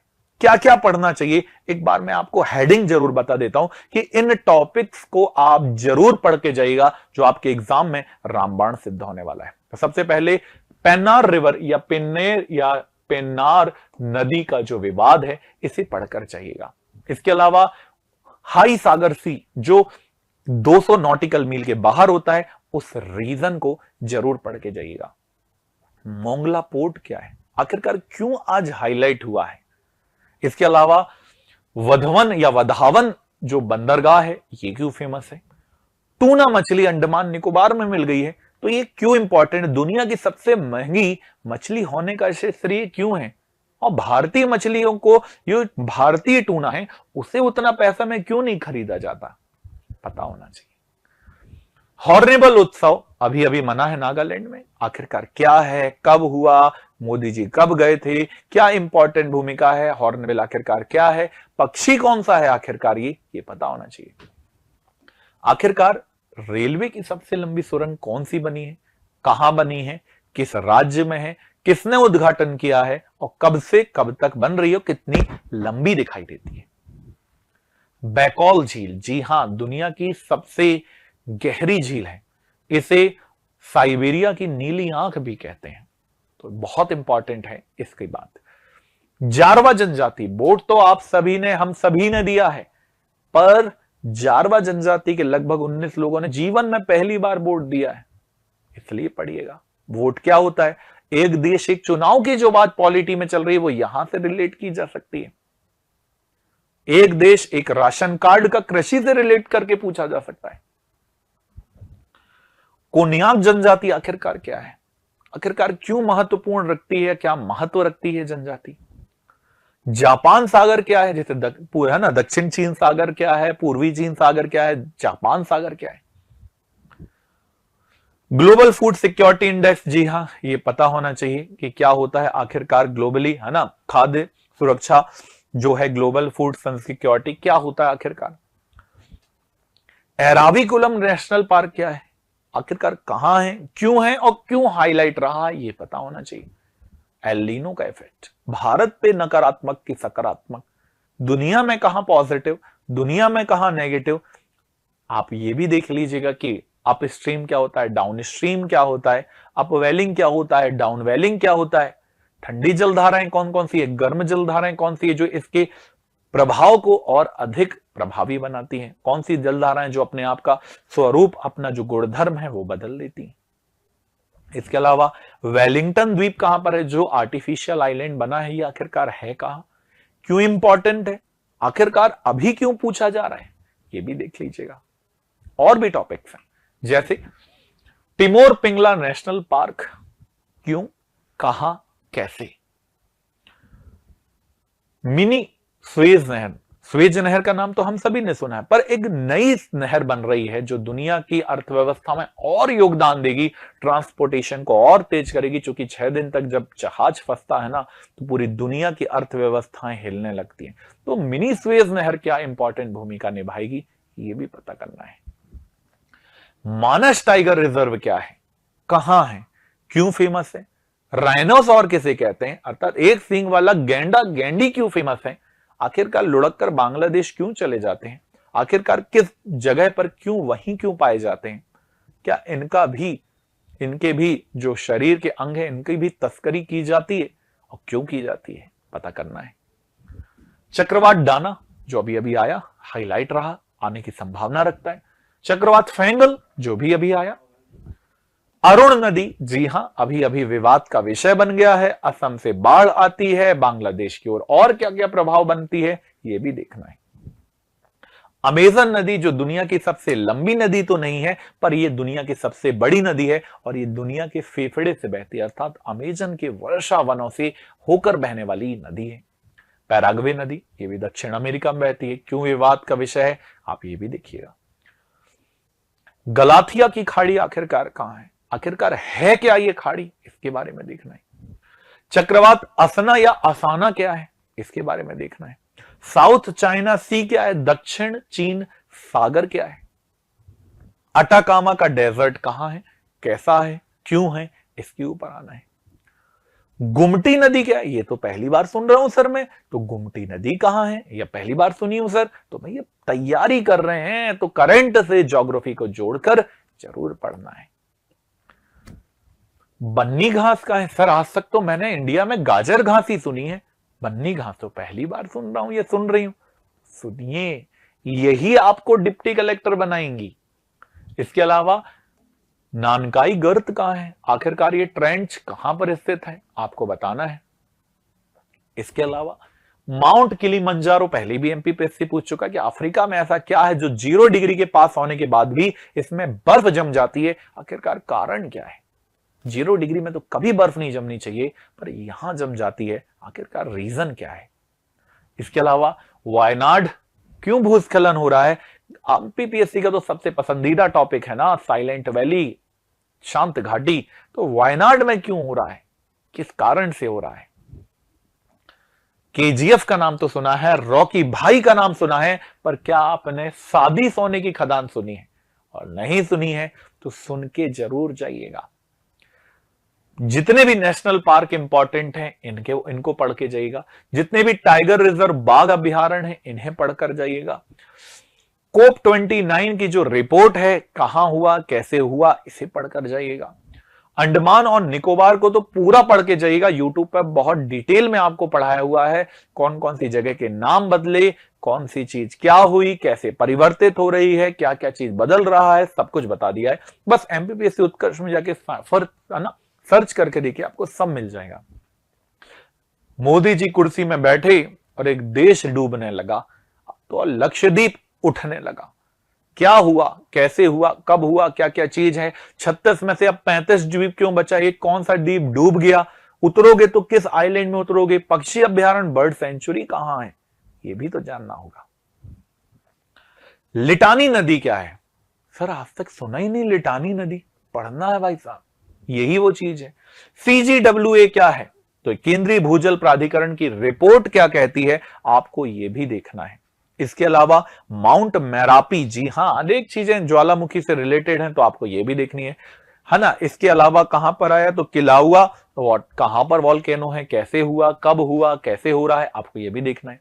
इसके अलावा आपको यह भी देखना है, ये इकोनॉमी में देखिएगा, स्टेट फूड सिक्योरिटी इंडेक्स है जो 2023-24 का है, जिसमें नंबर 1 केरल है, दूसरे नंबर पे तमिलनाडु है, नॉर्थ ईस्ट में पहले स्थान पे नागालैंड या नागालैंड आता है, जबकि यूनियन टेरिटरी में नंबर 1 जम्मू कश्मीर आता है। ये तो एक फैक्चुअल डेटा मैंने आपको दिया, अर्थात आपको ये राज्य खाद्य सुरक्षा का जो सूचकांक इंडेक्स है जो 23-24 का है, जरूर पढ़ के जाना चाहिए, और इससे रिलेटेड बहुत सारे क्वेश्चन आपको बनेंगे भी। इसके अलावा ऑपरेशन सद्भाव है क्या, कहां हुआ, क्यों हुआ, क्या होना चाहिए था कि नहीं होना चाहिए, तो कारण क्या था कि इसको रखा गया नाम सद्भाव। ऑपरेशन करुणा क्या है, क्यों चला भाई, ये भी देखना है आपको। लिथियम की खोज हो गई जम्मू कश्मीर राजस्थान में, तो लिथियम है क्या, ईवी व्हीकल क्या होता है, कैसे चलता है, इसका क्या ऑप्शन है, भविष्य में क्या होगा, क्या इससे प्रदूषण होगा कि नहीं होगा, इन टॉपिक को देखिएगा। ऑपरेशन सद्भाव के बारे में डिटेल लिख दिया है, ऑपरेशन करुणा क्या होता है, सद्भाव क्या है ना, करुणा क्या है, वही डिटेल में आपके पास लिखा है। इसके अलावा भारत का सबसे लंबा समुद्री पुल कौन सा है, अटल सेतु आखिरकार है क्या, और अटल सेतु की और क्या विशेषता है, आखिरकार बनाया क्यों गया इस अटल सेतु को। इसके अलावा ऐसा कौन सा देश है जिसके सभी ग्लेशियर मिट चुके हैं, पहले ग्लेशियर होते थे पर उस देश में अब ग्लेशियर का नामो निशान नहीं है, तो आखिरकार वो ग्लेशियर है तो है कौन, तो यही देश है वेनेजुएला, जिसके बारे में आपको जानकारी निकालनी है। माउंट एवरेस्ट में तो आपने सभी ने सुना होगा, तेंजिंग नोर्गे, एडमंड हिलेरी का नाम आपने सुना होगा, है ना, जुंको तोबई का नाम सुना होगा, भारतीय है ना चीमा साहब का नाम आपने सुना होगा, संतोष यादव जी का नाम सुना होगा, पर क्या आप ये जानते हैं कि माउंट एवरेस्ट पे सबसे कम उम्र की कौन सी भारतीय महिला है जो चढ़ चुकी है। मध्य प्रदेश के ऊपर प्रश्न बन चुका है, तो सबसे कम उम्र की फिर से पूछ सकता है, जिनका नाम है काम्या कार्तिकेयन। तो याद रखिए, सबसे कम उम्र की महिला है जो चढ़ चुकी है माउंट एवरेस्ट, दुनिया के सबसे ऊंचे शिखर में, और आपको भी चढ़ना है मध्य प्रदेश लोक सेवा आयोग के सबसे ऊंचे शिखर पे। तो बस लगे रहिए, कारवां लगे रहिए, उत्कर्ष आपके हर कदम पे रहता है, चाहे प्रीलिम्स हो, मेंस हो, इंटरव्यू हो, या आप किसी भी चीज की तैयारी क्यों ना कर रहे हो, उत्कर्ष 22 सालों से आपके साथ खड़ा और हमेशा खड़ा रहने वाला है। आगे, माउंट एवरेस्ट फतह करने वाली भारत की सबसे उम्र दराज महिला कौन है, तो ज्योतिबा रात्रे साहब मैडम है। इनके बारे में देखिएगा, मध्य प्रदेश में कौन सी पहली ऐसी महिला है जो माउंट एवरेस्ट पर चढ़ी, जो एमपीपीएससी पूछ चुका है। यदि आप ये वीडियो ईमानदारी से देख रहे हैं, यदि आपने तैयारी बहुत अच्छे से की है, तो आप कमेंट करके मुझे बताइए कि आखिरकार मध्य प्रदेश की पहली महिला कौन सी है और वो किस जिले से बिलोंग करती है। कमेंट कीजिएगा। यदि तैयारी अच्छी की है ना, तो आज आपके कमेंटों की संख्या ये जरूर मुझे बताएगी कि हाँ भाई साहब, ये ही है, इन्हीं के लिए एमपीपीएससी है। ये डिप्टी कलेक्टर और डीएसपी का जो पद है वो इन्हीं विद्यार्थियों के लिए है, और यदि तैयारी की है तो जताना पड़ेगा, और कमेंट वो माध्यम है जो आप जता सकते हैं। सबसे बड़ी जलवायु है ना, जलवायु घड़ी कहां लगाई गई है, तो नई दिल्ली में लगाई गई है। कैसे लगाई गई, क्यों लगाई गई, कैसे हुआ, सब देखिएगा। जातिगत जनगणना आंध्र प्रदेश, मध्य प्रदेश, जातिगत क्या है, कैसे होता है, कब कब हुआ, कब से चालू हुआ, ये सब आंकड़े देखिएगा। सौर ऊर्जा से संचालित पहली नाव कौन सी बनी है, किस नदी पर चली है, क्यों चली है। गंगा और ब्रह्मपुत्र नदी पर जो सबसे बड़ा बोट चलता है, आखिरकार नाम क्या होता है, ऐसी चीजों को देखिएगा। चंद्रयान की बात कर सकते हैं, मंगलयान की बात कर सकते हैं। मंगलयान के रोवर को कंट्रोल किसने किया था? तो डॉक्टर अक्षता कृष्ण मूर्ति मैडम हैं कौन? आखिरकार इतनी दूर रोवर को भेजा और काम क्या करता है मंगल ग्रह से संचालित करने वाला रोवर, इसके बारे में देखिएगा, चंद्रयान को देखकर जाइएगा। तो वही चीज है ना, पेरियार, उच्च सागर, क्या चीजें हैं। तो लगातार मैंने उसी की डिटेल भी यहां थोड़ी थोड़ी लिखी है। पर यदि आप कमेंट करेंगे कि सर इसके ऊपर एक बार एमसीक्यूज ले आइए जो करंट और ज्योग्राफी से रिलेटेड होता है, तो डेफिनेटली मैं आपके लिए वह भी लेकर आऊंगा। तो बस आपको क्या करना है, जोड़े नहीं रहना, आपको कमेंट करेंगे, जो जो आप कमेंट करेंगे विश्वास कीजिए पूरा प्रयास मैं करूंगा अपनी तरफ से कि आपके लिए जो जो आप कमेंट कर रहे होंगे उन चीजों के लिए डेटा या जो भी जानकारी आप देंगे, मैं एक एक कमेंट पर ध्यान रख के उन चीजों को पूरा करने का पूरा प्रयास आपके लिए करने वाला हूं। जलवायु सम्मेलन कहां हुआ? मुंबई में हुआ। थीम क्या थी? भारत के लिए हरित पर्यावरण, इसके बारे में देखिएगा। अटाकामा डेजर्ट क्या है? साउथ चाइना सी क्या है? असना जो साइक्लोन है वो क्या आता है? बन्नी घास क्या है? माउंट किलिमंजारो क्या है? नेशनल पार्क टाइगर रिजर्व कौन से? लक्षद्वीप क्या है? माउंट मैरोपी क्या है? ये सभी चीजें आपके लिए बहुत महत्वपूर्ण होने वाली है। कैसे कैसे क्वेश्चन आ सकते हैं और एमपीपीएससी की जो प्रीलिम्स के पीवाईक्यू के आधार पर आखिरकार कैसे करें तैयारी 2025 की, तो वही जानकारी लगातार आपके लिए लेकर आ रहे हैं। फॉर एग्जाम्पल एक क्वेश्चन मैं आपको देता हूं कि मान लेते हैं कि आपने एक एमसीक्यू सीरीज में या एमसीक्यू, आज आप उत्कर्ष में तो आप हमेशा से जुड़े रहते हैं, मान लेते हैं उत्कर्ष में ही हमने आपसे प्रीलिम टेस्ट सीरीज में ये क्वेश्चन पूछ लिया। क्या क्वेश्चन पूछा? हिमालय के किस भाग में करेवा भू आकृति पाई जाती? करेवा तो आप सभी ने सुना होगा, एमपीपीएससी ने पूछ भी लिया है कि करेवा ग्लेशियर के निक्षेपों से बनी हुई है। पर अब प्रश्न मैंने थोड़ा अपडेट कर दिया। अपडेट करने के बाद प्रश्न रखा कि हिमालय के किस भाग में किस भू आकृति में करेवा पाई जाती है? In which part of the Himalaya of the karewa जो लैंडफॉर्म है इट इज फाउंड? बताओ भाई, उत्तर पूर्वी हिमालय, नॉर्थ ईस्ट हिमालय, पूर्वी ईस्टर्न हिमालय, हिमाचल और उत्तराखंड हिमालय या कश्मीर हिमालय? सोचकर बताइएगा, समझ के बताइएगा, जल्दबाजी में गलती मत कीजिएगा। तो बताइए भाई कहां पाई जाती है? कमेंट में आंसर चाहिए, याद रखिएगा। और इसको क्वेश्चन नंबर में 1 बना देता हूं, तो जब आप आंसर लिखें तो आप ऐसे ही लिखिएगा आंसर 1, इसका डैश करके ईमानदारी से बताइएगा और वीडियो को पुश कर दीजिएगा। आंसर मत देख लीजिएगा, फिर तो सभी चीजें चोरी हो गई है। तो पर विश्वास है मेरे अधिकारियों पे कि वो ऐसी गलतियां नहीं करेंगे। तो क्या होना चाहिए भाई, कहां होना चाहिए? तो कहां पाई जाती है? लॉजिक सी बात है, कश्मीर में पाई जाती है। कहां पाई जाती है? कश्मीर हिमालय में ये पाई जाती है। तो अब इसके डेटा को कैसे याद करें? चलो क्वेश्चन तो बन गया, तो उसके जो पीछे हम इतनी लंबी डिटेल देते हैं जो उससे फैक्ट से रिलेटेड होती है, क्वेश्चन तो एक होता है पर उसके पीछे 10-15 जो फैक्ट हम देते हैं वो कब पढ़ेंगे? तो तभी तो इंपॉर्टेंट है कि भाई करेवा भू आकृति कश्मीर हिमालय में पाई जाती है। करेवा क्या है भाई? कश्मीर घाटी में झीलीय या ग्लेशियर निक्षेपों से बनी हुई मिट्टी है जो बिल्कुल महीन होती है। इसके अलावा 2020 में भौगोलिक जीआई टैग इसे दिया गया है। प्राचीन संस्कृत साहित्य में केसर को क्या कहा गया है? तो बहुकम कहा गया है। भाई ये आपको याद होना चाहिए, पता होना चाहिए। कश्मीर पंपोर क्षेत्र और केसर शहर के रूप में भी इसे जाना जाता है। कश्मीर के पंपोर क्षेत्रों को केसर का कटोरा कहा जाता है। अब ये पूछ ले कि धान का कटोरा तो सब जानते, केसर का कटोरा तब गड़बड़ हो जाएगी।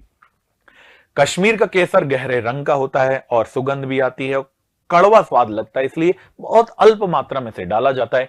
केसर को कश्मीरी शब्द का अर्थ क्या होता है? तो केसर का करेवा का अर्थ क्या होता है? ऊंचा पठार होता है जहां पर होता है। K2 गॉडविन ऑस्टिन करेवा शब्द के उपयोग करने वाले पहले व्यक्ति थे। तो गॉडविन ऑस्टिन वही व्यक्ति हैं जिनका K2 चोटी का नाम, भारत की सबसे हाईएस्ट पीक चोटी का नाम इन्हीं के नाम पर रखा गया था और इन्हीं ने सबसे पहले वर्ड दिया था करेवा। केसर की खेती होती है यहां पर और जून से जुलाई से अलग अलग स्थानों में और अगस्त से सितंबर में इन्हें कल्टीवेट भी किया जाता है। इसके अलावा पैडोलॉजी क्या है? मृदा का अध्ययन, सॉइल के अध्ययन को पैडोलॉजी कहते हैं। अब ऐसे फैक्ट को एक साथ याद कीजिए। आईसीआर की जो स्थापना हुई थी, मिट्टी की बात हुई तो आईसीआर की बात आएगी। तो 16 जुलाई 1929 को इसकी स्थापना हुई थी। तो जो एक क्वेश्चन, इतनी डायमेंशन, ऐसा कुछ करिए, ऐसी तैयारी कीजिए और देखिएगा इसी बार सबसे प्रमुख प्रशासनिक पद जो आप चाहते हैं वो आप ले पाएंगे। आगे चलते हैं, दूसरा क्वेश्चन एक लेते हैं कि आखिरकार सेट कीजिए यूनिट जो सूची 1 है से सूची 2 से सेट करो। काला हांडी है, जावर है, कोलार है, मूसा बनी है, दूसरी तरफ लिखा है सोना, तांबा, बॉक्साइड और जस्ता। सेट करके आपको बताना है कि आखिरकार कौन किससे जुड़ता हुआ नजर आता है। तो जोड़कर बताइए भाई कि कौन किससे जुड़ा हुआ है, और जोड़ पाएंगे तो बहुत अच्छा रहेगा। तो कैसे करेंगे बताओ भाई, कौन किससे जोड़ता है, तो आंसर क्या हो जाएगा, तो बिल्कुल आंसर सी ठीक है। काला हांडी किससे, बॉक्साइड से रिलेटेड है। जावर की खदान जस्ता और सीसर से रिलेटेड है। कोलार केजीएफ सोना से रिलेटेड है, और मूसा बनी की खदान तांबे से रिलेटेड है। ऐसे क्वेश्चन में एमपीपीएससी पूछ रहा है तो उसको वैसे ही पता होना चाहिए। अब ये कैसे बनेगा, तो आपको फैक्ट पता होना चाहिए, आपको डाटा पता होना चाहिए। तो राजस्थान में कहां भाई, रामपुर अगूचा, पूरे बनेरा, जावर क्षेत्र, राजपुर दरीबा, बसंत, ये सब जगह है। उड़ीसा में सरगीपल्ली, केसरपुर और करमाली। आंध्र प्रदेश में गोल्लापल्ले, वेरीकुट्टा, अग्नि, है ना, गंडाला, ये रीजन है। झारखंड में साहतू, इसके अलावा गुजरात में अंबापाला, अंबा माता। तो ये सभी जगह किसके लिए फेमस है, तो सीसा और लेड के लिए। बॉक्साइड के लिए उड़ीसा में बहुत इंपॉर्टेंट कालाहांडी, कोरापुट, महाराष्ट्र में कोल्हापुर, रत्नागिरी, झारखंड में रांची, पलामू, लोहरदंगा, छत्तीसगढ़ में बिलासपुर, तमिलनाडु में सलेम और मध्य प्रदेश में मैकल पहाड़ी का रीजन बॉक्साइड के लिए। इसके अलावा बॉक्साइड की प्राप्ति बहुत अलग अलग क्षेत्रों से भी होती हुई हमें नजर आती है। तो जब आप स्टैटिक डेटा को पढ़ते हैं, ये तो मैंने एक उदाहरण आपको दिया है, तो जब आप स्टैटिक डेटा को पढ़ते हैं ना, जैसे कर्नाटक में केजीएफ कोलार और हट्टी रायचूर की है, आंध्र प्रदेश में रामगिरी, अनंतपुर, झारखंड में स्वर्ण रेखा, हीरा बुधनी, ये बहुत इंपॉर्टेंट है, इस समय से आप याद कर लीजिएगा। तांबा के लिए झारखंड में घाटशिला, राजस्थान में अलवर, झुंझुनू, खेतड़ी सबसे पुरानी तांबा की खदान यही है। सिक्किम की बात करें तो भोटांग, रोहतांग, है ना, ये जगह इंपॉर्टेंट है। आंध्र प्रदेश में गुंटूर, कर्नूल, अनंतपुर, मध्य प्रदेश में ये मलाजखंड, बालाघाट और बैतूल जिले से इसकी प्राप्ति होती। अब मेरा कहने का आशय क्या है, तो मेरा कहने का आशय यहां ये है कि आपको फैक्ट याद होना चाहिए। और फैक्ट को कैसे याद करें, फैक्ट को ऐसे याद करें, जैसे बॉक्साइड तो कहां कहां, उड़ीसा, छत्तीसगढ़, आंध्र प्रदेश, गुजरात सबसे ज्यादा। उसके बाद उत्पादन, भंडार तो हो गया, अब उत्पादन, उत्पादन में कौन, तो उड़ीसा, गुजरात, झारखंड और छत्तीसगढ़। ऐसे एक के साथ एक बनाकर रेडी रखिए ना, अपने आप आपको यहां से समझ में आएगा। सीसा जस्ता की बात करें तो राजस्थान, आंध्र प्रदेश, मध्य प्रदेश, बिहार और महाराष्ट्र इसमें टॉप में है। तो जब आप फैक्ट के ऊपर काम करते हैं, जब आप, अब एक समस्या और आती है, सर इतना सारा फैक्ट कैसे याद करें, तो भाई साहब अभी भी 60+ दिन है। एक दिन में, एक डे में यदि आप एक खनिज का डेटा याद करें, कैसे खनिज का डेटा, कि एक खनिज में उत्पादन में, प्रोडक्शन में कौन है और रिजर्व भंडारण में कौन है, तो 60 खनिज आपको याद हो जाएंगे। और जबकि इंपॉर्टेंट तो 20 से 25 ही हैं। एक दिन में एक करेंगे तो बन जाएंगे। आप सोचोगे ना एक दिन में 100 दंड बैठक आप कर लें तो नहीं कर पाएंगे। एक दिन में एक से चालू कीजिए, आज एक, कल 2, 3, 4, 5, 6, एक दिन ऐसा आएगा जब आप 100 कर लेंगे और आपको थकावट भी नहीं होगी। पर आप सोचेंगे कि एक दिन में 100 कर लें, तो हां कोशिश कर सकते हैं, पर जब अगले दिन उठेंगे ना, तो आपका ऐसा कोई अंग नहीं होगा जो दर्द नहीं दे रहा होगा। तो जब कर रहे हैं मेहनत, हमें निरंतर करनी है, तो निरंतरता की ओर क्यों ना हम आगे चलें, तो याद रखिएगा। इसके अलावा वही चीज बताई है, तांबा में मध्य प्रदेश, राजस्थान, भंडारण में कौन कौन आएगा, तो राजस्थान, झारखंड और मध्य प्रदेश। और मध्य प्रदेश जहां जहां आता है आपको वो फैक्ट डेटा और अच्छे से देखना है।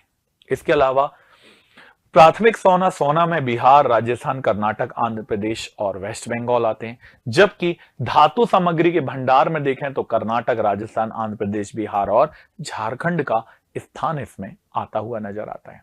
वैसे ही क्वेश्चन एक लिया है, कौन सा सुमेलित नहीं है, विच इज रॉन्ग, है ना, मुकाम्बिका, डालमा, नैयार और कोटीगांव। दूसरे में लिखा कर्नाटक, झारखंड, उड़ीसा और गोवा। सोचिए ना कौन सा, और एमपीपीएससी भी यही करते हैं, आप भी गलती करते हैं। आपने पढ़ा निम्न में कौन सा सुमेलित सही सुमेलित, आपने इतना पढ़ के टिक मार दिया, ऑप्शन लगा दिया, पर जब आकर आपने घर में देखा तो लास्ट में देखा रॉन्ग पूछा था, नहीं पूछा था। तो करना क्या है, तो करना आपको यही है कि लगातार मेहनत करते रहिए, क्योंकि हमारे पास मेहनत के अलावा कोई और विकल्प नहीं है। क्योंकि नैयार छत्तीसगढ़ में नहीं है भाई साहब, ये कहां पर है, केरल में लोकेट होता है। तो नैयार कहां पर वन्य जीव अभ्यारण्य, तो केरल में है। मुकाम्बिका कहां है, कर्नाटक में। डलमा झारखंड में। नोटेगांव गोवा में है। केरल में अब इंपॉर्टेंट है, इस समय हाईलाइट चल रहा है केरल, तो वहां के नेशनल पार्क याद कर लीजिएगा, एराविकुलम सबसे इंपॉर्टेंट, साइलेंट वैली, अनामुडी, मथिकेटन, है ना, पुम्बादुम। जबकि वन्यजीव अभ्यारण्य भी आपको याद होने चाहिए। अब एक दिन में नहीं होगा, मैं वही बोल रहा हूं, एक राज्य की स्टैटिक को एक दिन में कीजिए तो 28 दिन में 28 राज्य, 28 दिन में 28 राज्य हो जाएंगे। तो आप कोशिश करिए, कोशिश करने वालों की कभी हार नहीं होती। कितनी अच्छी लाइन लिखी हुई है ना, तो आप करिए कोशिश। निम्नलिखित में जनगणना दशक, दशक माने 10 साल में लिंगानुपात सबसे अधिक गिरावट हुई, अर्थात 2 ईयर होंगे, 51, 61, 71, ऐसे माने 10 सालों के बीच का जो डिफरेंस है वो मैक्सिमम उसमें अंतर होना चाहिए, गिरावट होनी चाहिए। 31 से 41, 61 से 71, 81 से 91 या 2001 से 11। कमेंट सबका कीजिएगा, जितने क्वेश्चन आपको कराएं ईमानदारी से वीडियो को पुश कीजिए, कमेंट कीजिए, उसके बाद फिर से प्ले कीजिए और देखिए क्या आंसर आपने सही बताया। तो बिल्कुल सही बताया होगा, पूरा विश्वास है कि आपने देखा होगा कि लगभग 11 का अंतर यहां पर हमें दिखाई देता भी है। ठीक, तो आप देख लीजिएगा दोनों के बीच में लगभग 11 का अंतर यहां दिखाई देता है। प्रेजेंट में देखें तो 943 महिलाएं हैं 1000 पुरुषों में, जबकि सर्वाधिक महिला की लिंगानुपात यदि हम देखें तो कहां पर है, तो ये केरल में दिखाई देती है। सबसे कम लिंगानुपात की बात करें तो हरियाणा में महिलाओं का लिंगानुपात, तो सबसे अधिक महिलाओं का लिंगानुपात यदि यूनियन टेरिटरी में देखें तो पुडुचेरी में दिखाई देता है। सबसे कम लिंगानुपात यूनियन टेरिटरी दमन और दीव में दिखाई देता है। तो ये चीजें बहुत इंपॉर्टेंट है, ये फैक्ट को ऐसे कॉलम बना के लिखिएगा। कैसे कॉलम बनाइएगा, एक तरफ लिखिएगा अधिक, दूसरी तरफ लिखिएगा कम।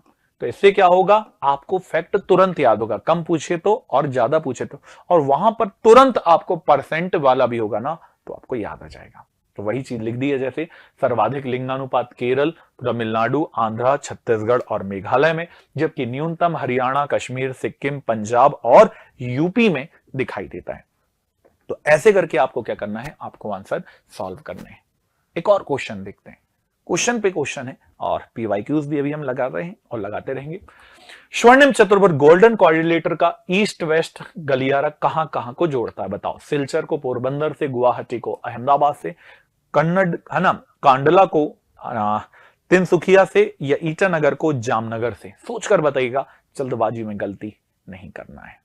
तो सोचिए, उत्तर दीजिए और विश्वास खुद पे रखिए, क्योंकि सबसे इंपॉर्टेंट है विश्वास। यदि खुद पे विश्वास है तो चीज तो होकर रहेगी, नियति आपको वहां तक पहुंचा कर रहने वाली है। तो बताइए क्या होने वाला है, क्या हो रहा है, क्या होने वाला है। तो क्या आंसर होगा, तो डेफिनेटली है सिलचर असम को है, पोरबंदर गुजरात को जोड़ने का काम करती है। फैक्ट पूरे याद होने चाहिए, कौन सा, कैसा, कब, कहां, गोल्डन क्वाड्रिलेटर में कौन कौन से शामिल हैं, कौन कौन से महानगर इसमें शामिल होते हैं। दिल्ली को मुंबई से, मुंबई को चेन्नई से, चेन्नई को कोलकाता से, कोलकाता को दिल्ली से जोड़ते हैं। 4 महानगरों को जोड़ने के लिए ये जो है अटल बिहारी वाजपेयी जी का विचार था और उन्हीं के ऊपर लगातार काम किया गया और गोल्डन क्वाड्रिलेटर स्वर्णिम चतुर्भुज योजना लाई गई थी। वैसे ही है कि डिजास्टर दिए हैं, कौन सा इफेक्टेड रीजन है इसको जोड़ के बताना है।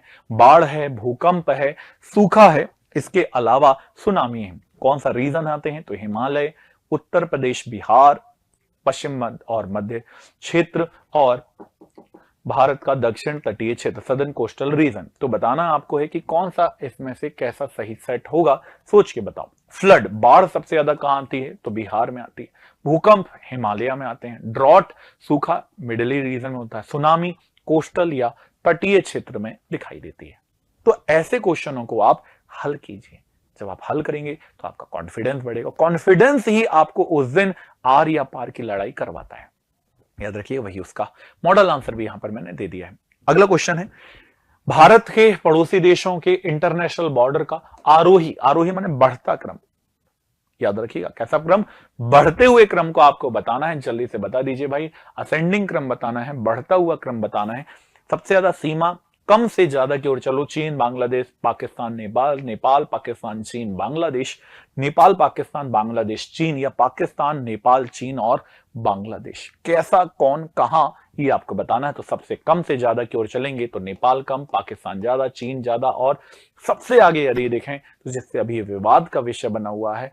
तो इसलिए शिक्षा बहुत इंपॉर्टेंट है बेटा, शिक्षा बहुत इंपॉर्टेंट है। अनपढ़ों से देश नहीं चलता, शिक्षा से चलता है, ज्ञान से चलता है। ठीक है, तो बांग्लादेश और भारत के बीच में क्या क्या चीज इंपॉर्टेंट है ये आपको पता होना चाहिए। सबसे लंबी सीमा, सबसे छोटी सीमा किससे लगी है, रेड क्लिफ लाइन क्या होती है, पहले किससे लगती थी, जीरो लाइन क्या होती है, त्रिपुरा की जो राजधानी है वो उससे कितनी दूर है, सबसे ज्यादा कितनी ओर से त्रिपुरा को घेरे हुए, अर्थात जितनी भी एक्स वाई जेड चीज हैं आपको ये पता होनी चाहिए। वैसे ही कैसे होना चाहिए, हाँ, 100वां संविधान संशोधन बांग्लादेश और भारत के समझौते के ऊपर है, इससे क्वेश्चन बन सकता है। आखिरकार किस किस से सीमा लगी है, कौन कौन से विवादित क्षेत्र है, कोमिला त्रिपुरा भूमि विवाद क्या है, न्यूमूर द्वीप जो डूब चुका है वो क्या है, 3 बीघा गलियारा क्या है, डंबूर बांध क्या है, रोहिंग्या क्राइसिस क्या दिखाई देता है, फरक्का बैराज का डिस्प्यूट क्या है, ताप्ती रिवर का डिस्प्यूट जो भारत की सबसे तेज बहने वाली नदी है, ताप्ती नहीं बेटा, तीसा, सबसे तेज बहने वाली जो रिवर है तीसा, इसका विवाद क्या दिखाई देता है। इसके अलावा बांग्लादेश और भारत के बीच में अभ्यास संप्रीति क्या है, नौसेना का अभ्यास बोंगो सागर आखिरकार क्या दिखाई देता है आपको बताना है। ठीक है, इसके अलावा यदि मैं देखूं तो चीन के साथ क्या है, चीन सीमा क्या दिखाई देती है, कितने भागों में डिवाइड दिखाई देती है, पश्चिमी सीमा क्या है, पूर्वी सीमा क्या है, इन सभी की जानकारी आपको पता होनी चाहिए। ठीक है, इसके अलावा यदि मैं देखूं तो भारत पाकिस्तान का क्या दिखाई देता, भारत पाकिस्तान विभाजन कब हुआ, कितने किलोमीटर की सीमा है, ज्यादा किससे लगती, कम किससे लगती, यूनियन टेरिटरी क्या है, सर्किट डिस्प्यूट क्या है, ऑपरेशन मेघदूत क्या चलाया गया था, पीओके क्या है, इसकी राजधानी क्या है, भारत ने क्या क्या काम किया है, सद्भाव में क्या काम किया, कौन कौन सी बसें चलाई गई, ये सब पता होना चाहिए। इंडिया नेपाल के बारे में तो कितने राज्यों से लगती है, सबसे ज्यादा, सबसे कम, कौन कौन से विवाद हैं, है ना, धारचूला विवाद क्या है, काला पानी क्षेत्र क्या है, लिपुलेख और लिम्पियाधुरा विवाद क्षेत्र क्या स्थित है, सुख्ता क्षेत्र क्या है, ये पता होना चाहिए। भारत म्यांमार की बात यदि हम करें तो लंबाई कितनी है, कौन कौन से क्षेत्र हैं, अराकान योमा पर्वत डिवाइड करता है, सबसे ज्यादा सबसे कम, कौन से अर्धसैनिक बल के साथ हम यहां पर काम करते हैं, तो असम राइफल से करते हैं। और एक चीज सबसे इंपॉर्टेंट, असम राइफल भारत और म्यांमार के बीच में कार्य करती है, पर असम राज्य में असम राइफल कार्य नहीं करती है, क्योंकि असम म्यांमार से बॉर्डर नहीं रखता है। इसके अलावा कलादान जो मल्टी मॉडल जो परिवहन योजना है, आखिरकार ये मल्टी मॉडल परियोजना क्या दिखाई देती है, कोलकाता बंदरगाह क्या है, कैसा इंपॉर्टेंट रखता है, म्यांमार तक कैसे भेजेंगे, कितना लंबा है, नदी कितना मार्ग को लेकर चलेगी, सड़क मार्ग से आखिरकार क्या दिखाई देता है, कितना लंबा, इसकी बात रखी हुई है। और कैसे इसका इंपॉर्टेंट है, तो याद रखिएगा बांग्लादेश और म्यांमार का ये जो क्षेत्र है वो बहुत महत्वपूर्ण बन जाता है। ठीक है, चलिए आगे चलते हैं। और क्या देखना है, तो और देखना है कि भारत, म्यांमार और थाईलैंड का त्रिपक्षीय कार्यक्रम कैसा दिखाई देता है। आखिरकार मणिपुर राज्य में क्या वो जगह है जहां से शुरू होने वाला है, तो याद रखिएगा वो जगह का नाम है मोरेह। इसके अलावा म्यांमार में और अलग अलग शहरों से होकर गुजरेगा, थाईलैंड के माईसांड से जाकर गुजरेगा, और बहुत महत्वपूर्ण होने वाला है ये समझौता।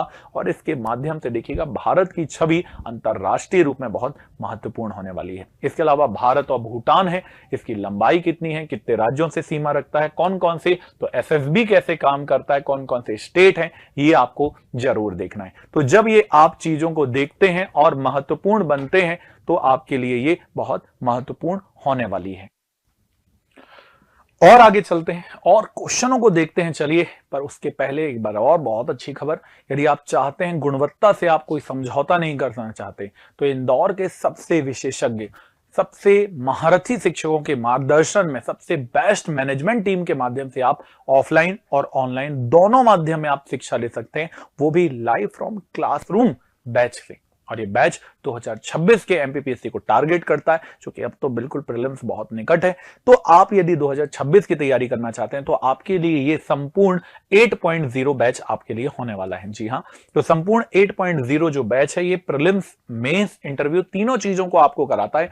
और हिंदी भी और इंग्लिश दोनों माध्यमों में। जी हां, लाइव फ्रॉम क्लासरूम, अर्थात जो इंदौर के ऑफलाइन विद्यार्थी पढ़ रहे हैं वही आप भी पढ़ेंगे। यदि आप इंदौर आ पाते हैं तो इससे अच्छा और कुछ हो नहीं पाएगा, और यदि किसी कारण से आप इंदौर नहीं आ पा रहे तो आप सभी के लिए ये बहुत सुनहरा अवसर है कि आप घर बैठे भी इसी बैच को देख सकते हैं। लाइव फ्रॉम क्लासरूम बैच इसे कहा जाता है, और सुबह 8 बजे से ये बैच चालू होता है। अधिक जानकारी के लिए आप हमारे हेल्पलाइन नंबर पे भी कॉल कर सकते हैं 9773366873, या फिर आप इंदौर के हमारे हरदीप आर्केट हमारे हेडक्वार्टर में आकर भी हमसे संपर्क कर सकते हैं। तो ये आपके लिए 2026 के लिए, यदि आप अभी की तैयारी कर रहे हैं, प्रीलिम्स देना चाहते हैं, तो आपके लिए सबसे रामबाण सिद्ध होने वाली ये टेस्ट सीरीज, जिस टेस्ट सीरीज का नाम है अर्जुन टेस्ट सीरीज। और ये जो अर्जुन टेस्ट सीरीज है ये भी ऑफलाइन और ऑनलाइन दोनों माध्यम में होगी, अर्थात इंदौर आ रहे हैं तो भी ठीक, और किसी कारण से नहीं आ पा रहे, आप घर में लाइब्रेरी में बैठ के भी इसे लगाना चाहते हैं, तो वही गुणवत्ता वही क्वालिटी को आप अपनी देख सकते हैं। इसमें टोटल 32 टेस्ट होने वाले हैं, 10 टेस्ट यूनिट वाइज होगा, 9 सब्जेक्ट वाइज होने वाले हैं, टेट फुल सिलेबस के साथ, और 3 सी सेट भी होगा, अर्थात सिविल सर्विसेज एप्टीट्यूड टेस्ट भी इसमें होगा। अर्थात आपको टेंशन नहीं लेना है यदि आप सिविल सेवा तैयारी करना चाहते हो, एक सिविल सेवक बनना चाहते हैं। इसके अलावा यदि आपके पास आपको चाहिए कि भाई अभी कम समय में भी अपने आप को रिवाइज कर सकूं और केवल प्री एक बार फटाफट रिवीजन हो जाता, तो ये भी उत्कर्ष आपके लिए लेकर आया है। और इस सीरीज का नाम है, इस बैच का नाम है प्रारंभ बैच, जो 100 दिन में ये पूरे कोर्स को कराता है। अभी बैच चल रहा है, लाइव चल रहा है, तो पुरानी चीजें जो है वो रिकॉर्डेड मिलेंगी, और यदि कोई डाउट आ जाता है तो आप अभी भी इसको लाइव देखकर अपने जितने भी समस्या उसको समाप्त करके सिलेक्शन ले सकते हैं। तो याद रखिएगा, बहुत महत्वपूर्ण ये बैच होने वाले हैं। चलिए फटाफट एमसीक्यूज की ओर चलते हैं, जल्दी जल्दी आपको बताना है।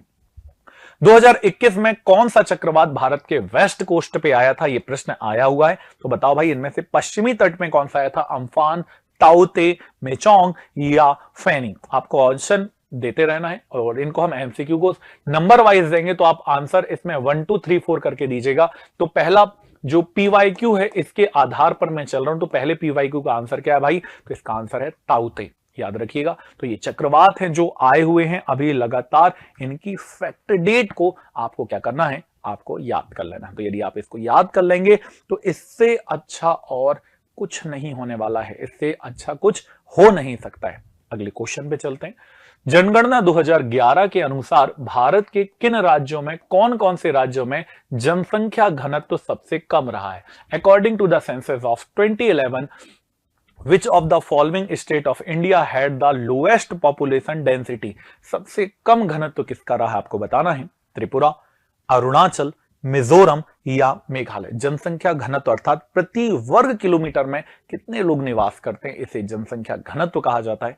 तो आपको बताना है, ये त्रिपुरा है, अरुणाचल है, मिजोरम है या मेघालय है। और ये कौन से नंबर क्वेश्चन है, तो पीवाईक्यू नंबर 2 है। और कमेंट जरूर करिएगा, आपका कमेंट मुझे और अच्छा आपके लिए करने में मजबूर करता है, और आप जो भी आप कमेंट करेंगे उस पर पूरा प्रयास होगा कि यदि वो ऑथेंटिक रहा तो वो चीज जरूर हम करके आपके लिए दिखाएंगे। तो आंसर क्या होने वाला है, तो आंसर होने वाला है अरुणाचल प्रदेश। सबसे कम घनत्व रहा है, लगभग 17 यहाँ का प्रति व्यक्ति जनघनत्व दिखाई देता है। तो अरुणाचल सबसे कम है 17, और सबसे अधिक डेंसिटी यदि हम देखेंगे तो दिल्ली केंद्र शासित प्रदेश की दिखाई देती है। और प्रति वर्ग किलोमीटर पर स्क्वायर किलोमीटर में रहने वाले लोगों की संख्या को क्या कहा जाता है, घनत्व कहा जाता है। अगला क्वेश्चन, जल्दबाजी नहीं करिएगा, आराम से इनके उत्तरों को दीजिएगा। तीसरा क्वेश्चन है, निम्नलिखित पर्वत चोटियों को उनकी हाइट के अनुसार अवरोही बड़े से छोटे डिक्रीजिंग ऑर्डर में सेट करना है। याद रखिएगा, घटते क्रम में आपको बनाना है। गुरु शिखर, महेंद्रगिरी, अनाईमुडी और पचमढ़ी। तो बताइए भाई, according to the following mountain peaks of the descending order of the basis of their height. इनकी हाइट ऊंचाई के हिसाब से घटा दो इसको। तो भाई क्या आंसर होने वाला है, तो याद रखिएगा, सबसे ऊंची प्रायद्वीप की सबसे ऊंची चोटी है अनाईमुडी, इसके बाद आती है गुरु शिखर 1722, इसके बाद आती है महेंद्रगिरी जो पूर्वी घाट की ऊंची चोटी है, और फिर मध्य प्रदेश की सबसे ऊंची चोटी यहां पर दिखाई देती है, इसका नाम है पचमढ़ी। तो ये आपका क्वेश्चन था। चलते हैं इसकी डिटेल में। तो अनाईमुडी 2695, गुरु शिखर 1722, महेंद्रगिरी 1501 और पचमढ़ी 1067 मीटर ऊंची लगभग दिखाई देती है। तो करना क्या, ये पीवाईक्यूज आपको कॉन्फिडेंस बढ़ाएगा। यदि आपने तैयारी अच्छी की है और नहीं की है तो ऑप्शन भी है आपके पास कि आप कैसे सफल हो सकते हैं। इसके बाद निम्नलिखित युग्मों को मिलान करना है, सही जोड़ी में सेट करना है। कावेरी, साबरमती, ताप्ती, दामोदर, सतपुड़ा, ब्रह्मगिरी, मेवाड़ और छोटा नागपुर का पठार। तो याद रखिएगा ये क्वेश्चन नंबर था 3, ये है क्वेश्चन नंबर 4। जल्दी से बता दो भाई कि कौन किसके साथ सेट होगा, तो जल्दी से इसे देखिएगा और बताइएगा।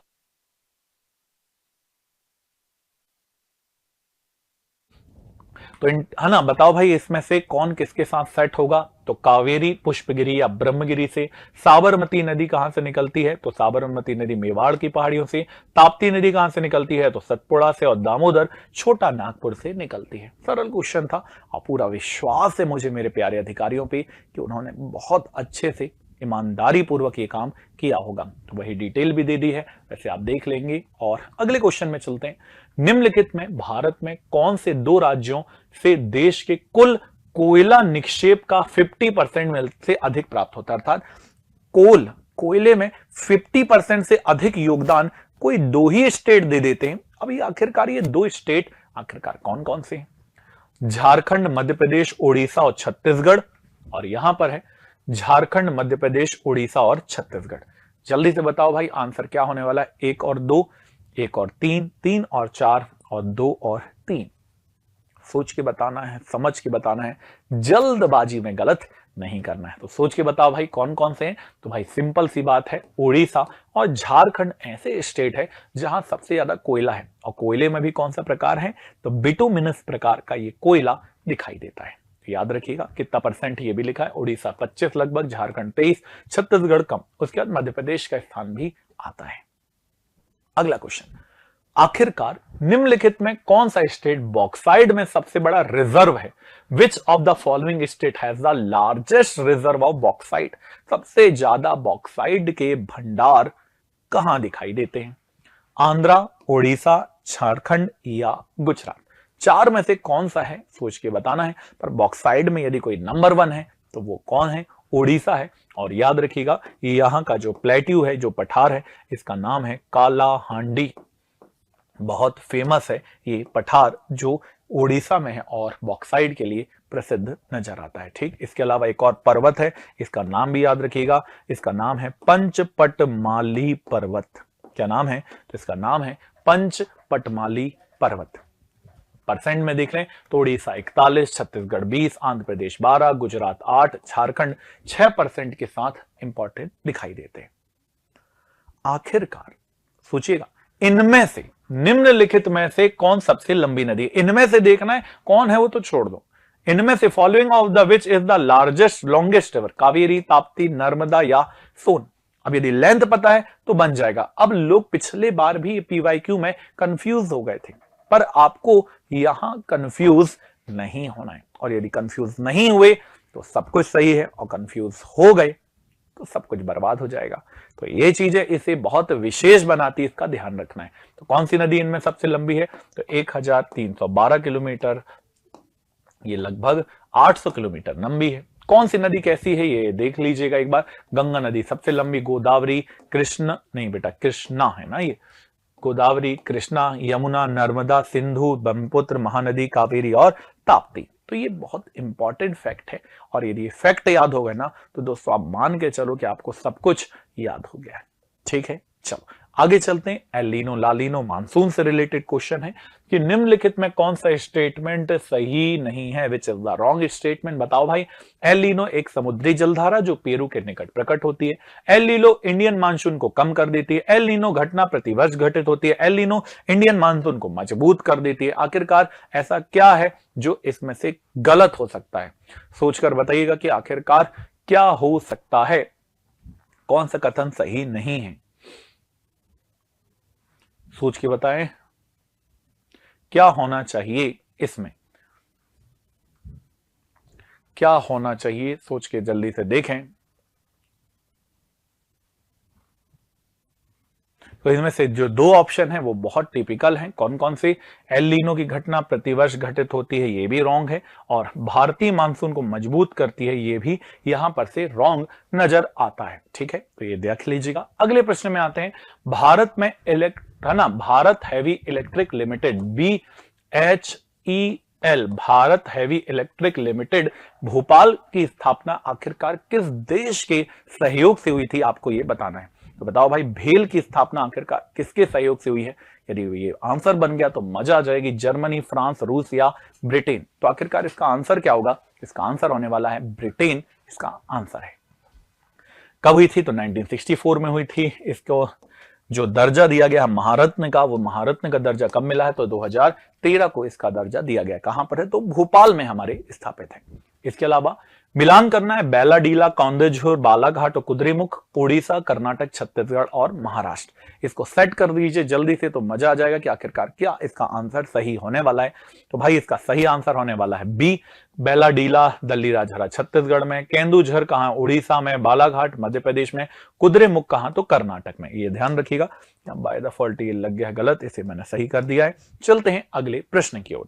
अगला प्रश्न आपके लिए बहुत मजेदार और अच्छा प्रश्न आया था कि तातीपाक तेल रिफाइनरी आखिरकार कहां है। तो तातीपाक तेल रिफाइनरी लोकेटेड इन कहां है भाई? तो ये आंध्र प्रदेश में दिखाई देती है। कब बनी थी? तो स्थापना 2001 में हुई थी। इसे ओएनजीसी की पहली रिफाइनरी भी माना जाता है। अगला क्वेश्चन आपके सामने है कि बायोस्फीयर रिजर्व है और दूसरी तरफ स्टेट है। नो करेक्ट, मानस, सिमलीपाल, शेषाचलम, उड़ीसा, मेघालय, आंध्रा और असम। आखिरकार कौन कहां है, ये आपको जल्दी से सेट करके जल्दी जल्दी बता देना है, फटाफट बताना है, मन लगा के बताना है, तो जल्दी अच्छा लग जाएगा। बताओ भाई इनमें से कौन सा सही है। तो नो करेक्ट कहां पर है? तो नो करेक्ट मेघालय में है। मानस कहां है? तो असम में। सिमलीपाल कहां है? तो सिमलीपाल है ना उड़ीसा। और शेषाचलम कहां है? तो आंध्र प्रदेश में दिखाई देती है। तो आंसर क्या हो जाएगा? यहां आंसर ए होने वाला है। इसके बाद चलते हैं, मोलेसिस बेसिन कहां है? बहुत इंपॉर्टेंट क्वेश्चन आया था कि मोलेसिस बेसिन कहां पर है। तो मोलेसिस बेसिन कहां है? तो ये मिजोरम में नजर आता है। इसके बाद अगले क्वेश्चन में चलते हैं कि अधिकतम से न्यूनतम जो साक्षरता लिटरेसी का सही क्रम कौन सा है अकॉर्डिंग टू 2011 सेंसस, ये आपको बताना है। तो केरल, मिजोरम, त्रिपुरा, गोवा, केरल, त्रिपुरा, मिजोरम, गोवा, केरल, गोवा, त्रिपुरा, मिजोरम या केरल, मिजोरम, गोवा और त्रिपुरा। तो इसका परफेक्ट आंसर क्या होने वाला है? सबसे ज्यादा केरल, फिर मिजोरम, गोवा और त्रिपुरा यहां नजर आते हैं। 2011 का ये डेटा था। नासिक जिले के त्रियंबक पहाड़ी से कौन सी नदी निकलती है? जब ये प्रश्न आया था तो अच्छे अच्छे लोगों को हिलाकर रख दिया था, पर याद रखिएगा कि नासिक पहाड़ी से कौन सी नदी निकलती है? वैतरणा, नॉट वैतरणी, ये वैतरणा नदी नजर आती है। इसके बाद पूर्णा नदी आखिरकार किसकी सहायक है? आपको बताना कि Purna is the tributary of which river. तो पूर्णा किसकी सहायक है भाई? तो ताप्ती की सहायक है, जिसे सूर्यपुत्री कहा जाता है। 7 कुंड इसके उद्गम के पास दिखाई देते हैं। 2011 में तांबा उत्पादन में मध्य प्रदेश कौन सी रैंक में था? भाई कॉपर में कौन से नंबर पे है? तो कॉपर में हम कौन से नंबर पर आए थे? नंबर 1 आए थे। याद रखिएगा, प्रथम स्थान पर भारत के मध्य प्रदेश का स्थान दिखाई देता है। 2011 के अनुसार किस राज्य की जनसंख्या वृद्धि दर सर्वाधिक रही है? बताओ भाई, ग्रोथ रेट सबसे ज्यादा हाई किसकी बढ़ गई थी, ये आपको बताना है। अरुणाचल, बिहार, मेघालय या पंजाब। तो किसकी हुई थी? तो सबसे ज्यादा ग्रोथ रेट यदि स्टेट वाइज देखें तो मेघालय की है, और यदि पूरे कंटिन्यूअसली यदि हम देखेंगे तो किसकी दिखाई देती है? तो सबसे ज्यादा दादर नागर की दिखती है, फिर दमन द्वीप की दिखाई देती है। 2011 की जनगणना के अनुसार किस राज्य में महिला जो साक्षरता, महिला की जो वुमेन लिटरेसी है, वो परसेंटेज के हिसाब से ज्यादा, ये आपको बताना था। मिजोरम, गोवा, हिमाचल और महाराष्ट्र। तो जल्दी से बताएं कि आखिरकार कौन सा ऐसा स्टेट है जहां के परसेंटेज में ज्यादा है? तो किसकी है भाई? तो ये मिजोरम में नजर आती है। ये देख लीजिएगा, ये पूरा स्टैटिक है, स्टेट वाइज दिया है, पर इनमें से कौन सा है? तो यहां पर आप देखोगे तो सबसे ज्यादा आगे केरल है, पर केरल यहां ऑप्शन में नहीं दिया हुआ था। अगले में चलते हैं, लो आईएस के बारे में बताना है कौन सा सही नहीं है। देश में हेमेटाइट और मैग्नेटाइट मिलता है। देश में आयरन ओर के सिंचित भंडार का 80% झारखंड और उड़ीसा में है। कर्नाटक के बेल्लारी लोहा के लिए है और मयूरभंज उड़ीसा में लोहा के लिए फेमस है। तो भाई साहब ये गलत है यहां पर कि 80% बिल्कुल सही आंसर नहीं है, ये आपको देखना था। वैसे ये स्टैटिक आपने पहले एमपीआईक्यू लगा ली होंगी। सुंदरवन के डेल्टा के जो वेजिटेशन आखिरकार वो कैसे हैं? ड्राई या डेसिडियस है, एल्पाइन है, चीड़ उपोष्ण है या कोस्टल ज्वारीय या टाइडल तरह के दिखाई देते हैं। तो सोच के आपको बताना कि आखिरकार ये किस प्रकार के हैं। तो आंसर क्या होने वाला है? तो ये ज्वारीय या तटीय प्रकार के वन दिखाई देते हैं। 200 से ज्यादा होगा तो सदाबहार, 70 से 200 होगा तो पर्णपाती, 70 से कम है तो कटीले। पहाड़ों में है 100 से 200 में हिमपात हो रही है, 70 से 100 में हिमपात हो रही है तो ये पर्वतीय होंगे, और समुद्र किनारे हैं तो ये ज्वारीय वन दिखाई देते हैं। इसके बाद निम्नलिखित में किस नहर को राजस्थान में पश्चिमी जिलों की गंगा या राजस्थान की गंगा कहते हैं? कन्हार, रामगंगा, शारदा या इंदिरा गांधी? तो राजस्थान की गंगा। भारत की सबसे लंबी नहर भी कौन सी है? तो इंदिरा गांधी नहर ही दिखाई देती है। जनसंख्या 2011 में भारत की कुल जनसंख्या 121 में से कितने नगरीय प्रतिशत, आखिरकार नगर में कितने लोग रहते थे आपको बताना है। जल्दी से बताओ कि कौन से कितने परसेंट है? तो ये 31.15% दिखाई देता है। ये स्टैटिक है, इस स्टैटिक को जरूर आप याद कर लीजिएगा।